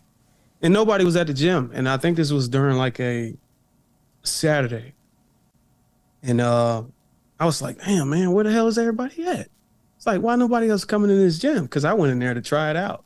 And I said, look, man, if I see some people out, I'll let them know that you just came up with, you just opened up your own private facility, for people to come work out. This is a good opportunity for people to want to get in the gym. Yeah, this was the beginning of the year. I think it was like January, like right around the first of the year. And across the street, there was a plaza. It had a nail shop and it had a salon, hair salon. And the parking lot was filled like a movie theater. And I was like, okay, so that's where everybody at. Everybody's going to go get their hair done. Everybody's going to get these lace wigs, these lashes, and all this other stuff. When they could just come across the street right here and get a gym and get a head start on attraction and beauty. You're building your body from the bottom up, I call it, instead of the top down. It's when women tend to build their body from the top up, hair, all that stuff. They tend to forget about the rest of the body because, they feel okay with the look, the makeup and stuff. So I went in there and I said, hey, look, how many of y'all got in here looking for a man? And, they got all happy. It's like, I am, and everybody was jumping up. Ow, all that shit. And I said, there's a gym across the street. I mean, if you really want to increase the odds of getting a man, I would drop the lace wigs and all that stuff and just focus on the gym. A lot of these guys would be glued to you if you come, work on your fitness. And I saw a girl in there talking, and she was talking to me. She was like, hey, I saw you on YouTube, and we started talking, and we went outside so I can get a better connection so I can exchange channels. And the police pulled up, and I'm like, they said you was sexually harassing the women in the shop. And I was like, I never even sexually harassed these women. Thank God the girl that was in the shop had vouched for me, because otherwise they would have tried to hit me with a charge or a summons or whatever you want to call it. But it's you got to be really careful because people will take offense to that. It wasn't my place to come in there. The people that work in there, they didn't have a problem with it. They were laughing. So I don't know, man. Yeah, I dodged a bullet. A major one. What does that say? 80s. Before I go over the Ken, I didn't see that. What did you write on? I said fear. I can't see it. What does it say? Oh, because it ain't a marker. Need the fifth. Fifth. Yeah. Hey, Ken. Earlier you mentioned how there's some women who just don't believe in delayed gratification. They believe in instant gratification. And here you have a personal anecdote of a man. Even though he was playfully suggesting, but he was. There was some truth behind it, where he was trying to encourage some sisters to go to the gym, drop the lace front. Again, this is an example of a man telling you that, hey, man, we prefer you to be natural. So now I come back to you to ask the question, like, why do you think there is this disconnect between what we men say we prefer in natural beauty and what women believe we actually want, surgically enhanced women?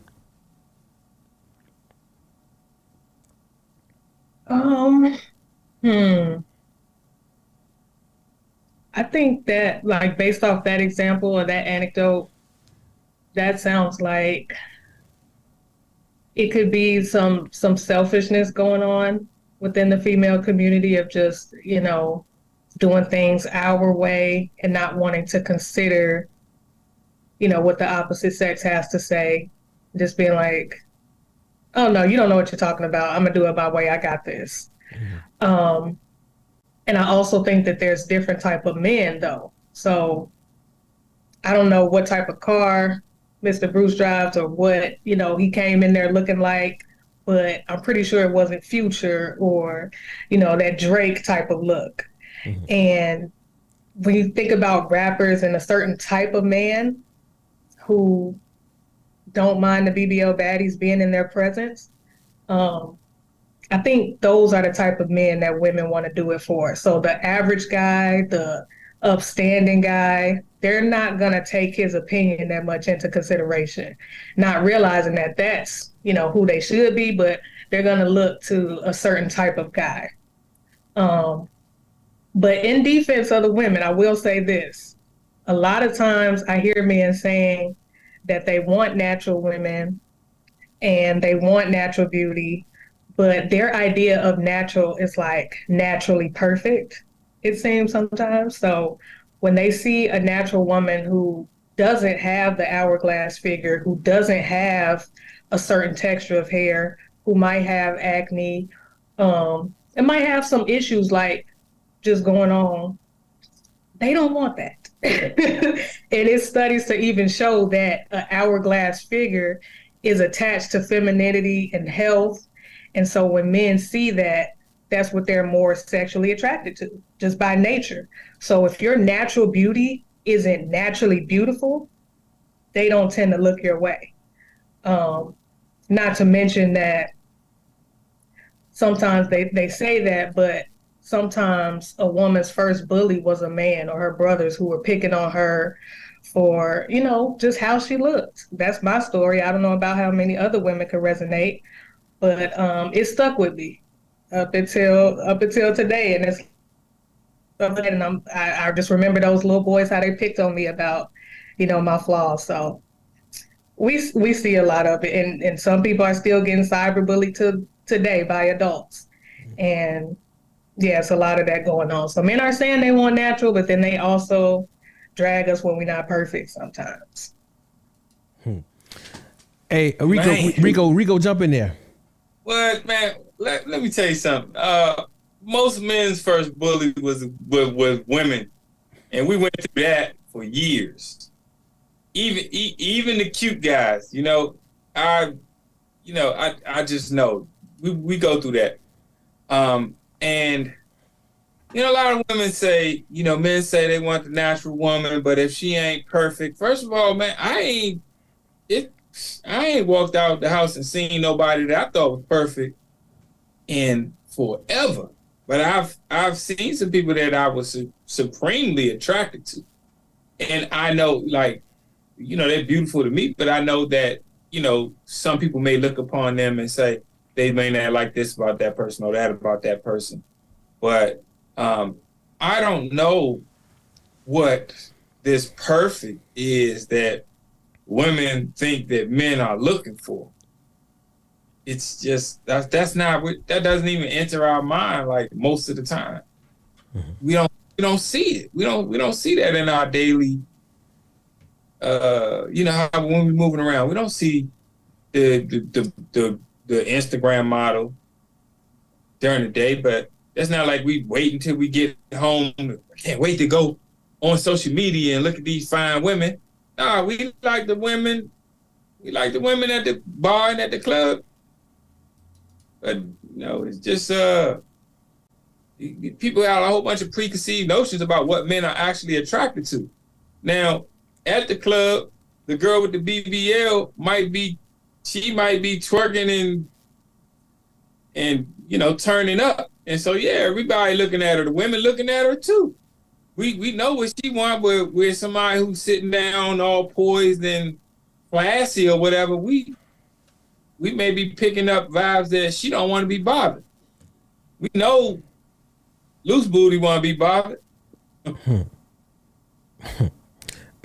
Hey, Sassy, you've been itching to get it out. Go ahead and answer that question about the disconnect. And then I want 80s to close us out for this segment.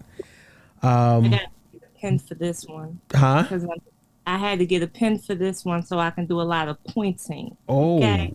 Oh. So let me tell y'all something. You know what? I want to believe y'all.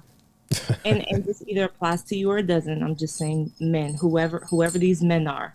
I want to believe y'all when y'all say that y'all want the natural bodies, y'all want the natural faces, y'all don't care about the long nails and the long lashes and the 30-inch bust down. I want to believe you. But when I look on social media and I see this big difference between the natural girl and the natural body and the BBL girl with the long lashes, and she just got all this surgery done, there's just a big difference in the number of likes. And when I ask men, why are you in a relationship and you liking these photos? It's just social media. It's not that serious. Well, if it's not that serious, why are you liking it? Keep scrolling, because a lot of women are paying attention to what you are liking. And if you keep liking this woman who you would never marry or never bring home to mama, when you keep turning your neck to look at this woman who you would never marry or never bring home to mama, or you keep cheating on your girl with this woman who you would never marry and never bring home to mama, then you got women confused. They're like, wait a minute, we hear what you're saying, but your actions ain't really adding up to it, because when you at the bar and you see a bottle girl that look like me, you might tip her a little something. But when you see a bottle girl that got all the face and the baby hair laid, which ain't even real baby hair, but that's another topic. And she got the long hair, she got all this surgery done. You out here tipping. You out here tipping. Like, I've heard stories of women saying, I have to look this way to get the bigger tips. Because if I wear my cornrows and my twist outs, and if I don't have the lashes, if I just put on a little bit of mascara and lip gloss, I don't get the big tips compared to the other shorties that have the cake on their face. You know what I mean? It's just a lot of contradictory. If you wholeheartedly don't care about all this surgery and all the lashes and all that extra stuff, then stop giving them attention. It's just that simple. Stop liking the photos, stop breaking your neck, and stop saying damn when the BBL walk by. Let me ask you this, Sassy. So you're saying are the likes that a woman with BBL and cosmetics and all this stuff is a direct correlation to what we want in a woman? Or it should represent that? And this is where men and women are different, because I hear you. Social media likes and DMs don't equate to a man finding you as wife material. I hear that. But women aren't processing it like that. They just see, I got what you like. So this is clearly what you like. Because most women don't even want to be wives anymore. So is the contradiction on us or on y'all? On y'all. How is it on us? Because if you don't like it, then why are you liking it? Well, because why do we have to bend what we like according to your beliefs? No, but I thought you don't like it. So better yet, let me ask you this: how strong of a connection do you think? How strong is the connection between the likes on Instagram and relationship retention? There is no strong. It's not strong at all. You're saying that, but most women believe that there's a strong connection. We know it's not a strong connection. I agree. And so now it becomes a thing where, like I said, if you don't like it, why are you liking it? But we do like it, but we like it for a specific reason. And it's a reason that you guys aren't willing to accept. What's that reason? Sex. Maybe a casual relationship. Sex, man. Sex. And you guys don't look at it but like we that. don't You guys love it. look at it as, you guys look at this attention of, oh, I'm gonna be a wife, or that's not what it is. And Can you walk us through the logic? I'm trying to understand what you're saying. 80s, I thought it was just me. I was like, you really don't understand what I mean. No, I'm being very Go genuine. ahead, Ricardo. Let's see if you got it, Ricardo. Go ahead. I'm saying we like it, but we don't love it. It's like they 7-Eleven, they open for business. But I thought y'all don't like it. No, I'm trying to frame what we're talking about here. So, right? so you're equating like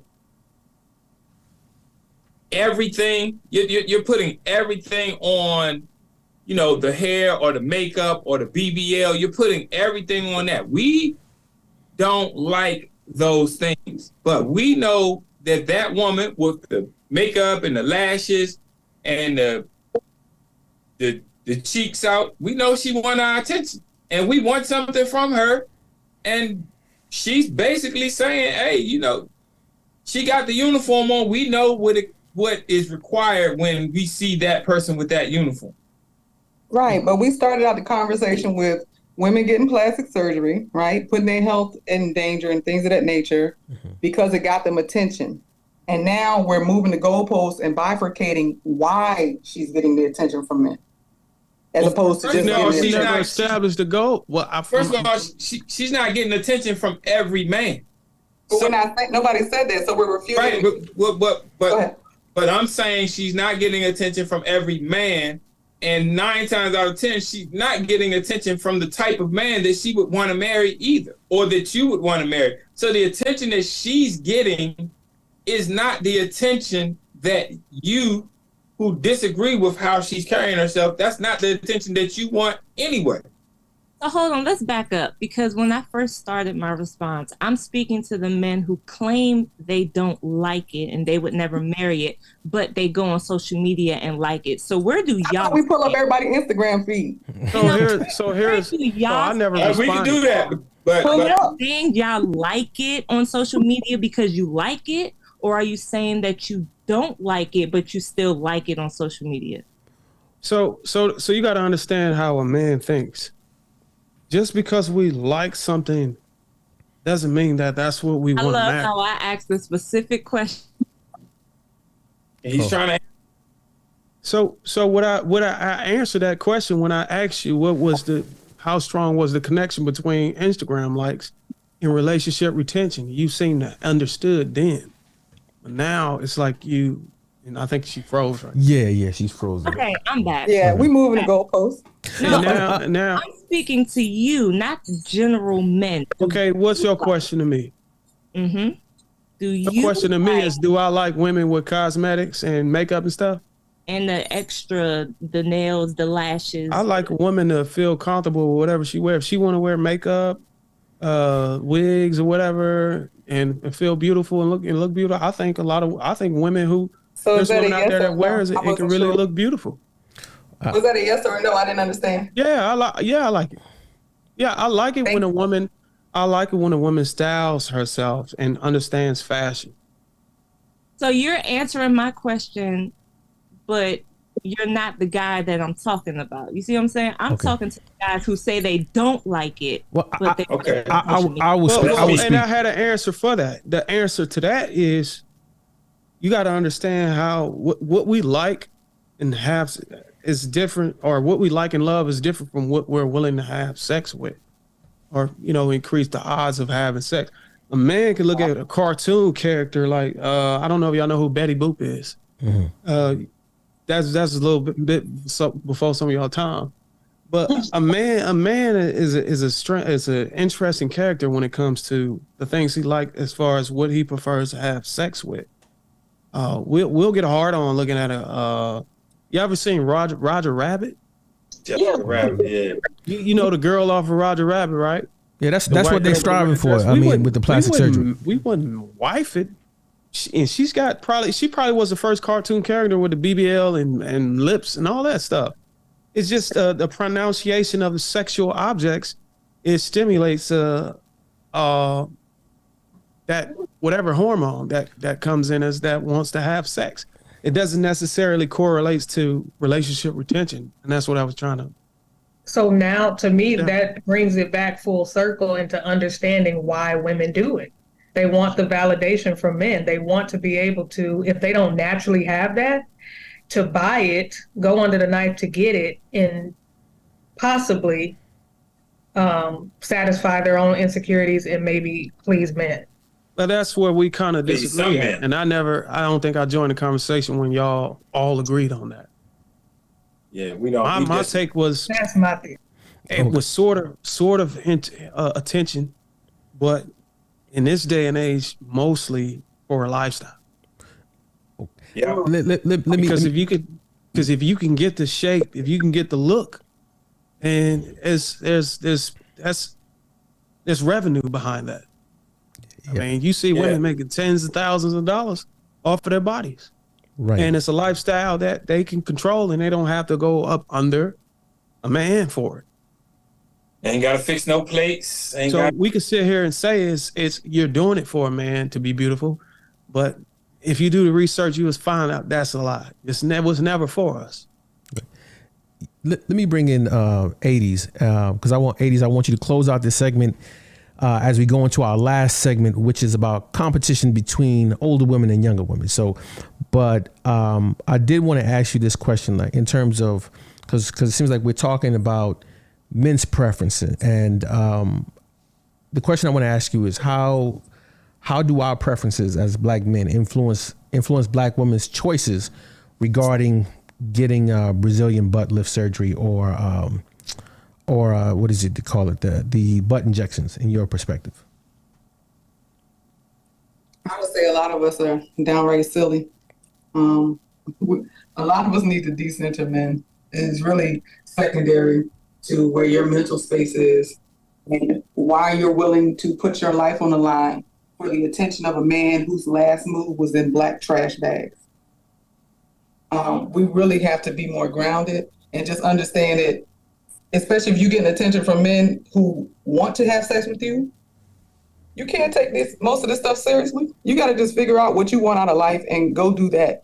Because as we can see, men will have an opinion where they don't have responsibility. So for instance, me and Mika had a conversation one time. What are men doing for the women that they have never had sex with and don't want to have sex with in the future? How are you supporting people in substantial and sustained ways who need help other than with penis? And a lot of times they don't have answers. So coincidentally, they're not talking to their obese mamas about their weight. They're not talking to their aunties and cousins about, hey, you need to take that wig off. It just so happened to be the demographic with which they probably would or could or have had sex with. And so I just see a lot of hypocrisy there. So I would just tell the women, y'all need to get on your roll, because if you're depending on some help from some outside source, it's probably not going to happen. So like what Mika said, you're going to have to get on your business and don't put your life on the line for somebody that doesn't know what a wardrobe box is. Well, What is? What a wardrobe. A wardrobe box. But I don't know what that has to do with anything. Well, no, I just want to say, I want to add something to it, right? And I think it's a very good point as far as men are just as fickle as women these days, right? So there was a time when you could trust a man's judgment. You could rely on him to make decisions for the betterment of things. And I think she really hit the nail on the head. A lot of men are doing a lot of things for these women that they say they don't like, right? Because the same way as women like being around people that make them feel better about themselves, men like being around people that make them feel better about themselves, right? And so you're attracted to this woman who then mutilated herself just for your enjoyment. I mean, that's a turn on, because it says you went to the depths of the earth to look a certain way for me, right? You're a peacock because you got the lashes, you got the wigs, you got the butt, you got the breasts, you got all these different things, right? So it's kind of like Rico was saying earlier, and I'm not trying to say he said this, but they're the hot and ready pizza, right? You've done all these things. I know you're easily accessible, so that means I ain't got to work hard. And then on top of that, you're dealing with a lazy society, right? So you're dealing with a lazy society. You're dealing with fickle people. So you're going to consistently get results that are counterintuitive because really, people are not really stand-up people anymore in general. I mean, if we just gonna be honest, what? Right? That's why they're based on what? Based on how many real people do you know? Everybody's real. What does that mean? Everybody's real. How many people do you know that are not lying to themselves or lying about their own behavior?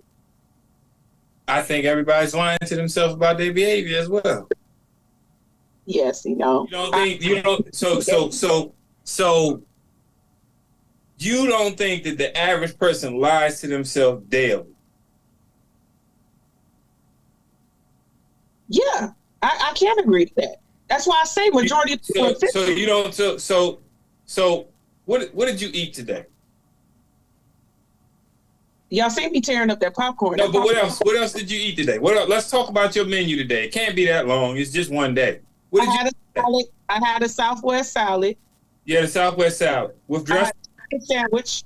Wait, with dressing on that salad? Yeah, minimal though. I used a half a pack. You used a half a pack of dressing. Yes. That dressing was very unhealthy. And what was in your Southwest salad? Was bacon in there? No, I don't eat bacon. I don't eat pork. Okay, let's move on past the salad. What else? And I ate some popcorn. You ate popcorn. That's how many carcinogens are in the popcorn? I made it myself, honey. I didn't put it in the popcorn. I didn't put it in the microwave. I made it myself. You didn't put it in the microwave. Okay, right. Realize that popcorn, no part of corn is healthy for the human body. Like we're lying to ourselves all day. You know, I'm going easy. Like we're lying to ourselves all day, everybody. So that like you'd be a hypocrite if you think that there's some people out here that are completely honest with themselves all day, every day. Yeah. Right, but what you're doing is you're trying to blow up things that have nothing to do with one thing to try to make the point of another thing. I'm said relationship. I'm talking about dependability. They'll say okay. Bad today and then say it's good tomorrow. They'll say carrots are bad tomorrow, then they'll say they're good. They go in and out consistently, right? Who are they? Are you talking about the dependability of men, right?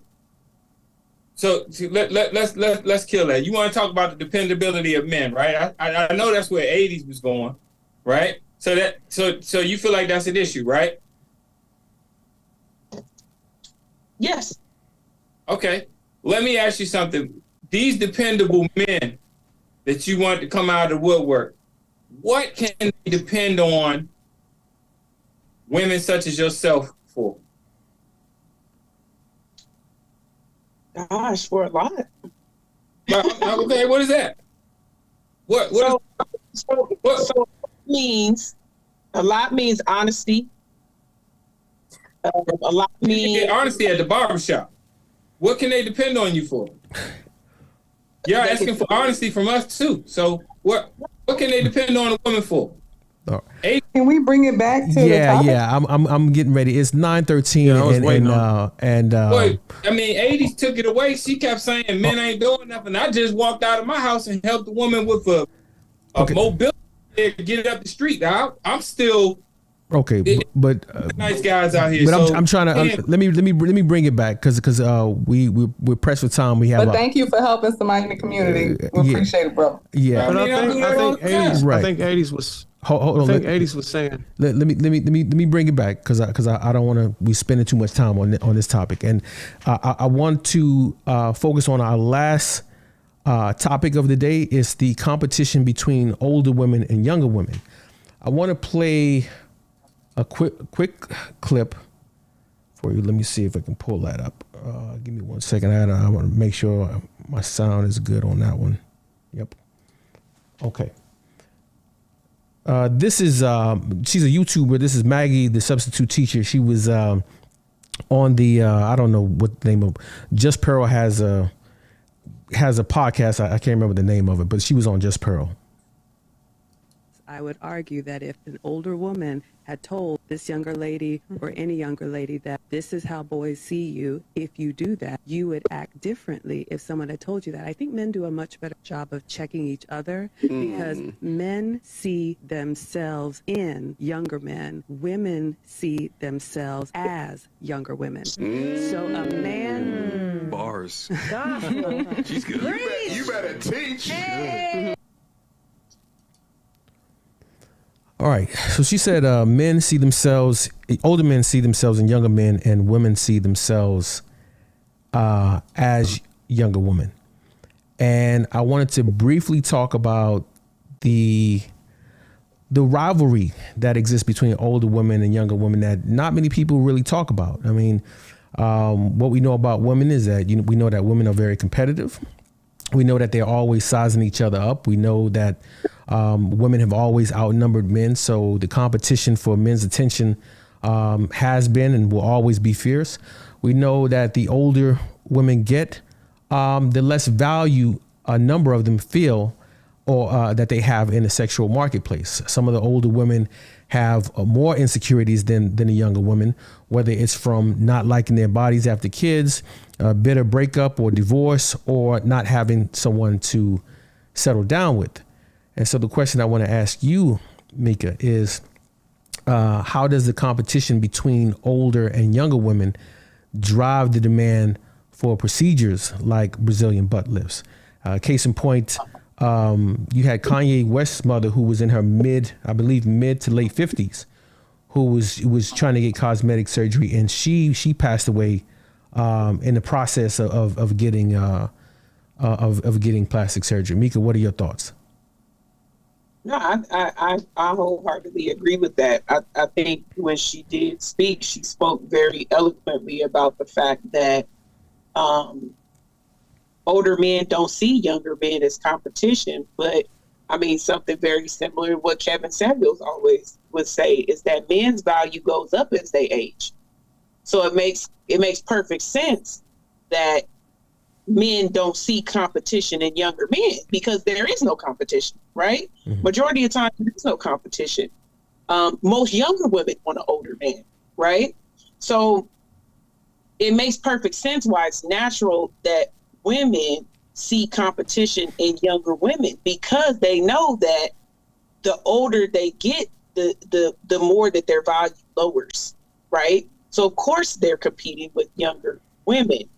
But I would say this, I don't think it's something that's very healthy, especially when you got mothers competing with daughters and stuff like that. Like, I think it leads to a lot of issues within the home because of things like that. But again, I think women, and I can agree to this, I think women need to know their lane, right? I think I think we don't talk about enough about the fact that women are predators. You know, they prey on younger men quite often. Mm. You know what I mean? I think 100% of the men I know, you know, was 15, 16 with a 20-something, 30-something year old, you know, screwing them down, right? I mean, like literally 100%. I don't think there's one man that I know that does not have this same story, right? Mm. So I say all that to say that women definitely got some work to do with that department of competition.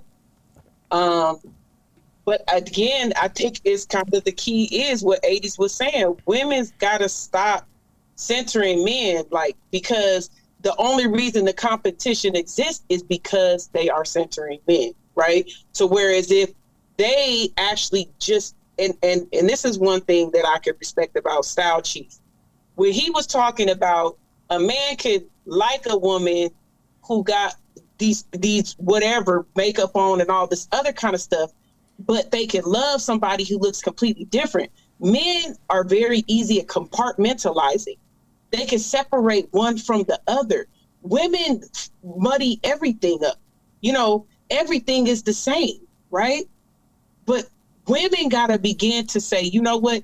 This is this part, this is that part. They got to be able to, compartmentalize like men and stop making everything an issue, right? Mm-hmm. But when it comes to older women and younger women, I'm going to constantly speak out against this. Older women got to quit that shit. Like they got to, because the reason why younger women are going out and getting these surgeries and killing themselves and all this other kind of shit is because, and even older women are doing it, it's because they feel like what they are ain't enough. And they're scrambling and fighting for resources because they're looking at men as resources. No. So that's all. Who's it? Well, here's the thing. If you know that, Enrique, I want to follow with you next. But if you know that women outnumber men, and the sex ratio is huge in the black community, right? I think total there are 2 million more black women than they are men, and that's not even to account for those who are locked up in prison or those who may be gay or married. There are 2 million more black women than black men. If you as a woman, if you desire to be married, I mean, what exactly are you supposed to do? I mean, women are going to be competitive. I mean, women are competitive by nature. Take men out of the equation, and women compete with each other, living vicariously through their kids. Right? So, I mean, it's the competitive nature of women. Before I move on to Rico, what exactly, you say they should decentralize men and then do what? Just do what? if they want a man? Mika, that's you. What'd you say? So you're asking me? Yeah, because you were the one who said it. So you did decentralize men and do what? I think that women need to center family. Women need to center relationships. They need to really focus on being authentic human beings. I think women have really gotten away from being authentic human beings. Okay, but let me ask you, how do you? And I'm not trying to interrupt, but I'm trying to get to the point. How do you decentralize? How do you focus on families by decentralizing men? I'm lost. So this is the part of it, right? And I'm gonna say, don't focus on men sexually. I think that would make more sense, right? Mm-hmm. Stop being so focused on a man's attractiveness to you, or focus on how you can catch this man. That's what I'm saying for you not to focus on, as in centering men. Mm-hmm. A lot of women, their whole day is around, how can I catch a man? How can I get a man to stay with me? There's a whole bunch of energy put into that.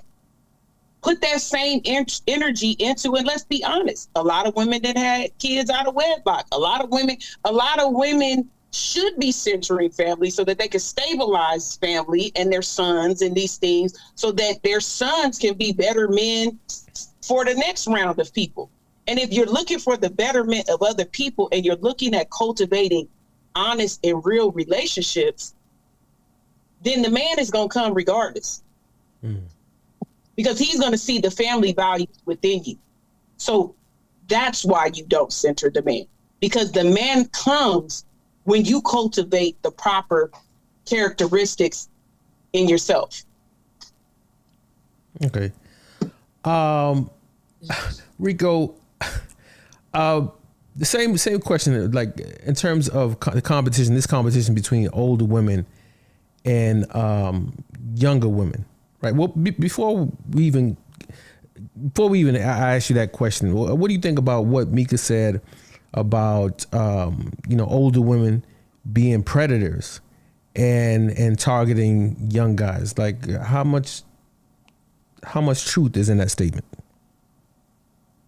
There's a lot of truth in that, brother. I definitely know that, when I was a youngin', a lot of the young ladies that I dealt with, the ones with single mothers, the mothers would flirt with me too. And I think I told y'all before, I was a young teenager when I lost my virginity. The girl had like 4 kids. She was grown. She had like 4 kids. So just a lot of truth to what she's saying. I experienced that, but I don't know how you focus on getting and keeping a man if you're not focused on what the man actually wants. Like if you're just focused on that one thing, like, oh, I can get him into my bedroom, or I can get pregnant, I can hopefully trap him, but you're not really keeping the man. Even when you make kids, like you're not keeping them. He may keep coming around, but keeping them requires you to care about what he likes and where he finds peace and comfort.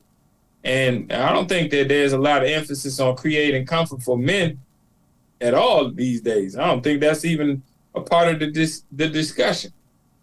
It's just they just people out hunting for the male gaze or whatever. But as far as actually doing things that would keep a man, I don't think that there's a lot of women with a lot of practice in that area. Yeah. Ken, what do you think about what Rico said? I mean, in terms of, well, let me back up. Let me ask you the question. In terms of like older women and younger women, do you think that these older women in their 40s and 50s are out here getting BBLs to try to get with these younger guys?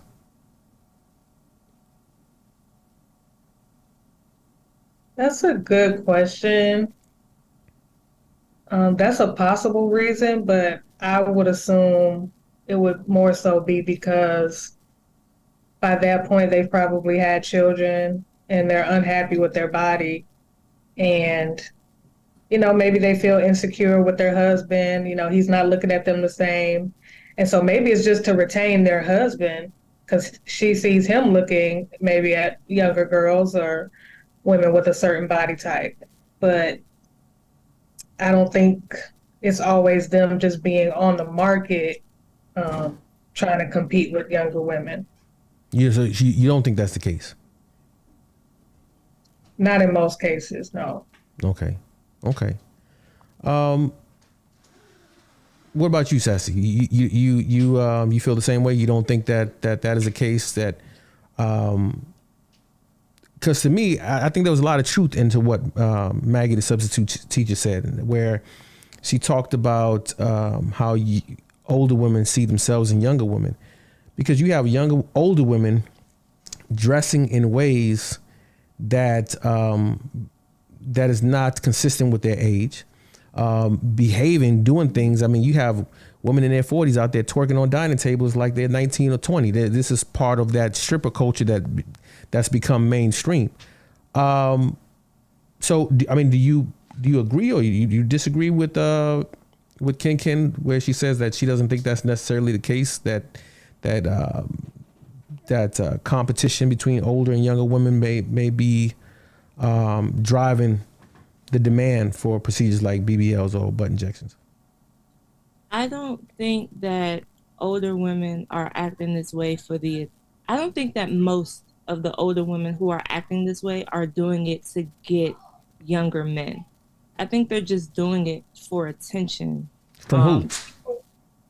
From men and women, because a man can compliment us and it's like, thanks, but deep down inside, depending on who that man is, it might not hold any value, because at the end of the day, we know what you want, right? We know what you want.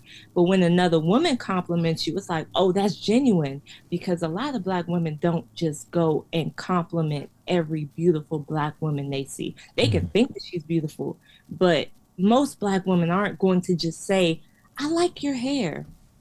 You look beautiful today. That color really complements your skin. Like it's just not, I don't know where this hatred stems from, but I think it's just for attention. People want attention more than they want marriage with one person. Shout out to Aisha Curry. She's the perfect example of wanting the attention way more than wanting a happy marriage with one person. So I feel like these older women, they don't want to marry these younger men. They just want men who are in their 20s, 30s, 40s, 50s, 60s, and women who are in their 20s, 30s, 40s, 50s, 60s to look at her and be like, oh, you look good.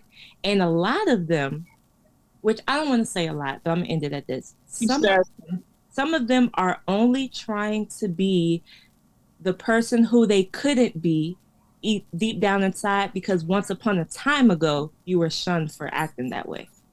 So now that everybody can act that way, it's like, oh, let me be my true self. I'm going to be unapologetically me. You only live once. Because remember, 30 years ago, the women that we see today, 20 years ago, the women that are acting the way they acting today, oh, you couldn't do that and have friends. You couldn't do that and have a man. You couldn't do that and actually be liked by a whole bunch of people. People would look at you like, oh, they turn your nose real quick. So that plays a role too. Yeah, you make some interesting points. 80s, I want to come to you, and then Bruiser, you're going to close us out for this segment, and then we're going to give our closing statements. But so 80s, listening to Sassy, what it seems like is she's saying that a lot of these women are doing it quite possibly, they're just seeking validation, right? It's not necessarily that they want the man, but they're chasing validation. What say you to that? I think she brought up some excellent points, as did everyone that spoke on it. It's unfortunate that at that point, 40s, 50s, that they're not self-actualized. And again, I'm just going to circle it back to my main point. What were they doing in those 20 years? More than likely, they were raising children. Did they get the support to allow them to mature as well as maintain and sustain the people that they were responsible for? And if there's a failure to launch, I think it's probably a lot of indictments that we can make. So it's unfortunate, that some women do perceive themselves in competition with other women. But at the end of the day, you can never go wrong investing in yourself. So if that be education, if that be you trying to sort out, your childhood trauma or whatever you pour into yourself, it will never be a bad investment. So that's kind of my 2 cents. And again, just foot stomping us investing and supporting women who are in need of support. And just, again, decentering men and deciding what kind of life do you want? There may or may not be a man coming to save you. And the quality of that man, if he does come to save you, is going to be directly related to what you poured into yourself and how you conduct yourself. So I think you can never go wrong investing in yourself. And that may or may not involve a man and his gaze. So hopefully that clarifies. Thanks. Mm-hmm. Mm-hmm. Bruiser, close us out, man. Let's talk about these sisters that are out here in their 50s and late 40s, getting butt injections and BBL surgeries and putting their health at risk, man. What do you think? What role do you think the competition between the older generation and younger generation plays in the spike? Like, why do you have so many older women that are getting BBL injections or surgical procedure? I don't think it's. I'm sorry. Do you, if I may I ask a question, sir? Sure. Do you have the stats? Like, what percentage of women or what ages getting these surgeries? Thanks. That one, I didn't put it on my. I have like an outline. I didn't put it in my outline. I'll follow back up. I found an article that said they were from ages 20 to 40. And I'll drop it in the chat. Okay. Thanks. Sorry to interrupt, brother. Thank you for asking questions. Mm-hmm. So I wouldn't say the competition is so much heavy on older women and younger women. I think the women are just, when they get to a certain age, they're competing with time they lost, be able to secure the type of man they want to have. But they were too busy running the streets, making poor decisions. And now they recognize that that sexual market value is not at the level necessary to attract or, retain the guy that they want to be with. So they go and try to fix that by getting surgery, not to compete with younger women, but to be more appealing to the man that they want. And unfortunately, it don't always work out that way with the mileage and the kids and stuff like that. So, but they're still willing to try, take the risk. It's just the man that they want at that level, the particular guy. I don't have to say who this guy is. I think everybody knows. I think we don't beat that dog so many times on YouTube, but it's all about trying to reposition yourself to attract the man you want. And I guess after the kids are 18 and grown and out of the house, now what do? You look like a sack of potatoes. You want to get out there and date again. How do you fix yourself? Do you have enough energy and discipline to go to the gym and get it the hard way, the natural way, the best way you can get it? A lot of women don't have the time or discipline to do it. It's just a laziness that I think has just been plaguing our community specifically for decades. So if there's an easy way out, why not take it if you got the money? Right. So there's that. Right. All right. This has been a very great panel. It was a good show. I want to go ahead and begin with our closing remarks. I will start with Style Chief, and then I'll work our way across Style Chief 80s, Ken, Sassy, Rico, Mika, and then I will close us out. Go ahead. Give us your closing thoughts. Let's keep it under 90 seconds, if you can. I think women just gotta start empowering each other, and like Maggie said, men, we see ourselves in each other, so that's why we try to give each other, some tips and some hacks and how to, go about life. And if we see that in women enough, at the right time, it'll be good. I mean, I know we've seen Angela White or whatever her name is now, try to do that. She waited until she kind of ran her course with her, her OnlyFans and stuff. So if we see women, more women step up to the plate and try to look down on a young women and say, hey, look, this is how you should move. You know what I'm saying? If you don't do that, then that's what happens. Mm-hmm. And that's where I think what 80s represents, you can start depending on. You don't have to necessarily put men out there as, oh, there's nobody on the outside. Mm-hmm. You girls have women been doing a lot of powerful things, and laws and feminism and LGBT and all that other stuff. Try to come together for your marriages. You got a lot of power and influence. Come together for your marriages. That's all I got to say on that. All right. 80s. Final thoughts. I just want to encourage anyone who's considering, that kind of surgery, that is that really going to solve the crux of the matter? Because I would beg to say, are you putting your life on the line for men that don't have investment portfolios or homes in their own name? Like, we really have to ground ourselves with why we're taking actions and the outcomes of that, especially when you're putting your life and your health on the line. And then secondly, I would say for all the men, in the lives of women who are considering that, or if they're obese or they have other problems, are you actively supporting them? Are you helping them in ways that maybe that plastic surgery is going to cover up as opposed to getting to the root cause? And then I would say you only make decisions based off of people that are investing in you already, not for these, theoretical people on the internet that, a lot of times will have sex with the crack in between your elbow and your chest. You know what I'm saying? Like they go in the bathroom with you after you worked out at the gym. Like, but you putting your life on the line for something that's theoretical. So just want to encourage the sisters, like the brother said, build your communities, because more than likely putting your life on the line for it may or may not get you the outcome, at least not in the long term. So just want to encourage the sisters. Thanks. Ken. My closing remarks would be, first, I just want to say thank you all for this discussion. I really enjoyed dialoguing with all of you.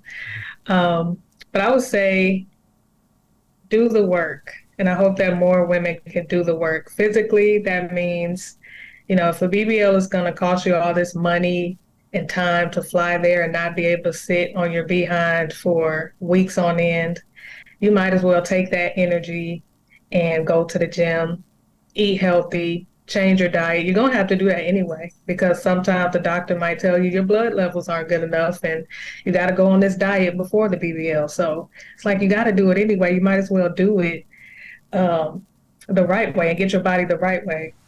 Mentally, before you get that BBL, have some therapy sessions, try cognitive therapy and try some things to get yourself right, and really try to, again, do the work to accept yourself before you make a life-changing decision with lifelong impacts. And then social media-wise, change your algorithm. Start looking for more natural women to see on your feed. Surround yourself in your community with people with natural hair. I'm the only woman on this stage right now that's not natural. So I get it. But as far as BBLs and stuff like that, just change what you see. I like the fact that I'm talking amongst women who are natural, so I get to see them with their But you still look beautiful in yours. Thank you. But I love the fact that I'm seeing y'all with y'all natural hair, and it is inspiring me to be like, okay, I can do it too. So I want to shout out to y'all for that. And with that being said, each one teach one. So the older women are instructed to teach the younger women and inspire them to be better, do better, And like they mentioned before, just be mentors and see themselves in the younger women and pull them up. And even like Black China and Cardi B, warn them about what they're about to do and the dangers of it. So those are my closing remarks. Oh, thank you. Sassy. I just want to say to anyone who feels like they need surgery to be beautiful and feel beautiful, before you have that surgery, ask yourself, when you are 70 years old, how are you going to find that happiness that you're seeking and getting it by getting this BBL? How are you going to find beauty in yourself?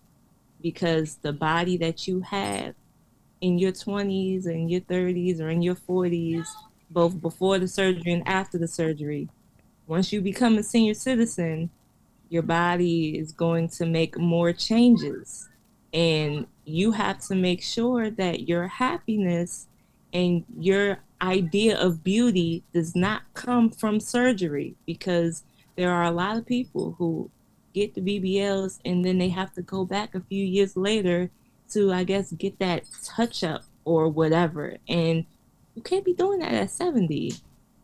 Things drop at 70. Things change. Things drop before they 70. I'm just saying. But not that I got much anyway. I'm skinny. But I'm just saying, you have to love yourself and feel beautiful within yourself. And personality will take you a lot further than any BBL can take you, because health is wealth.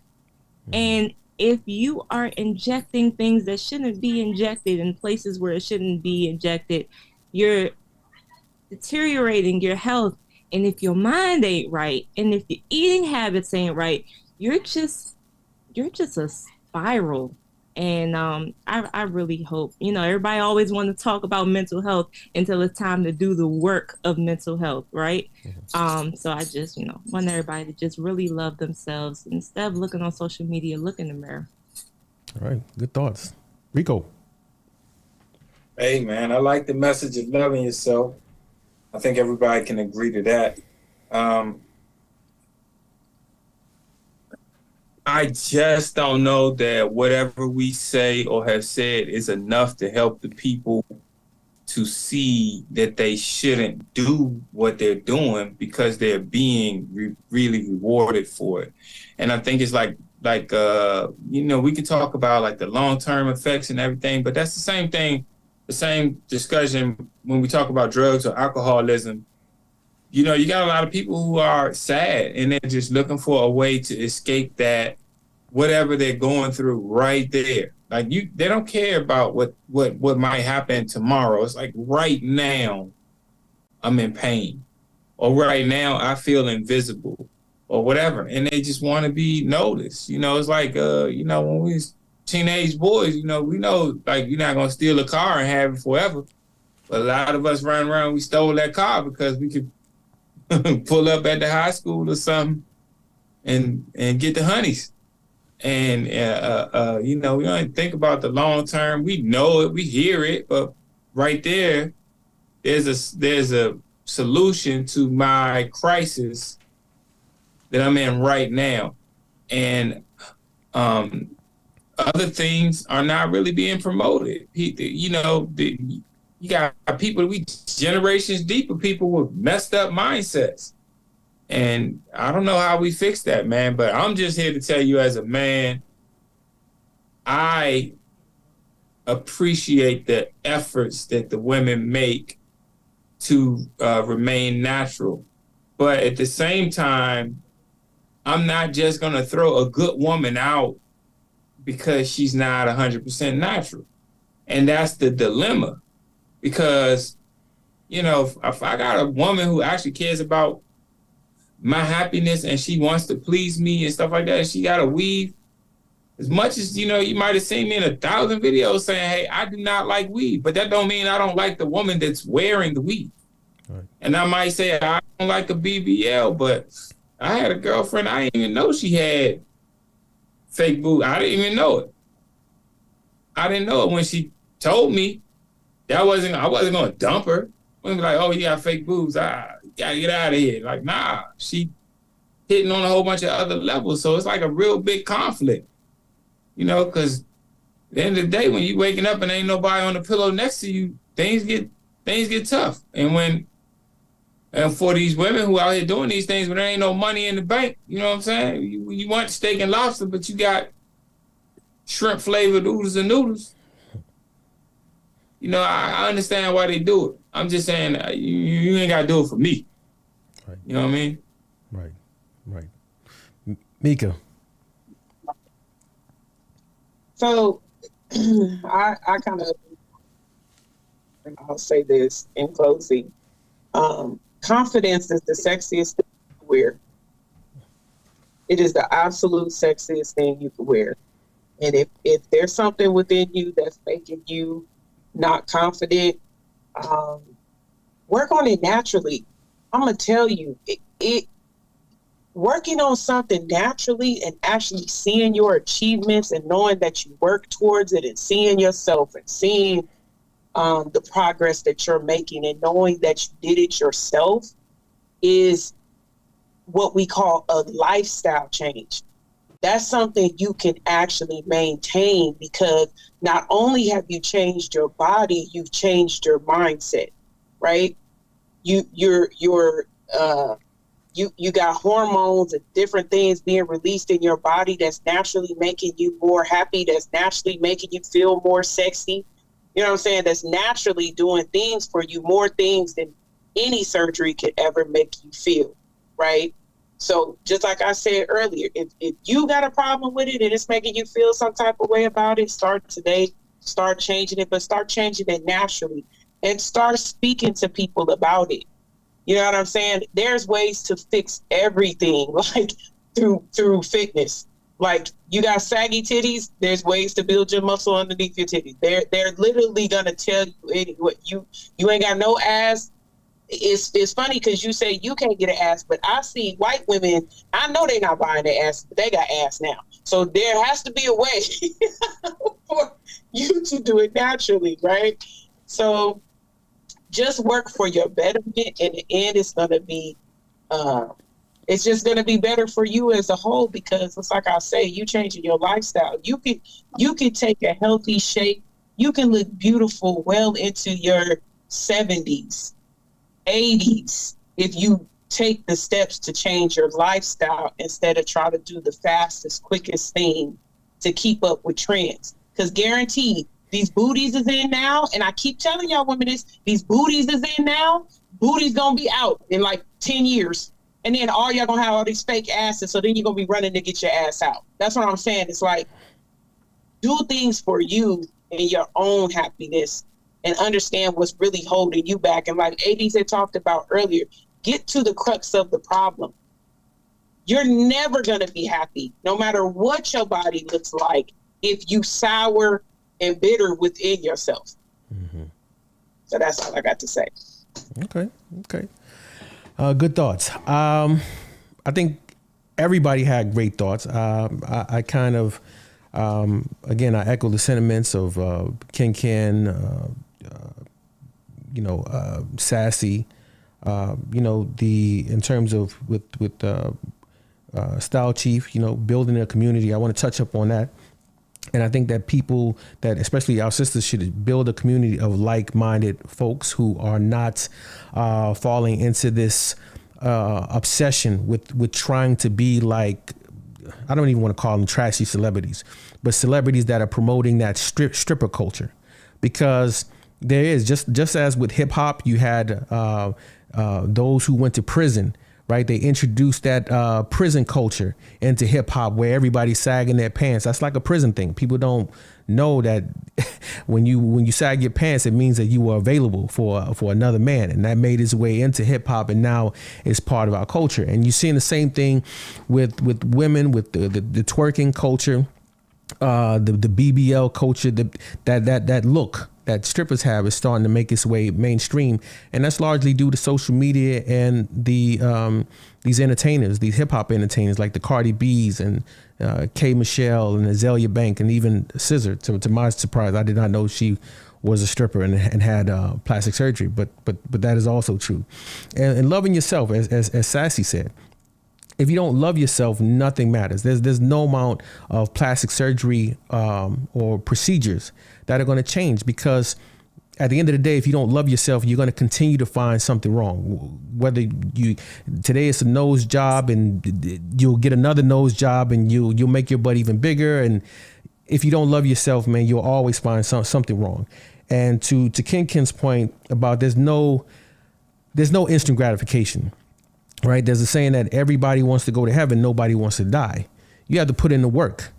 Right. It's not easy. If it were easy, it's just not easy. But you have to be willing to put in the work to improve yourself. It's a lifestyle.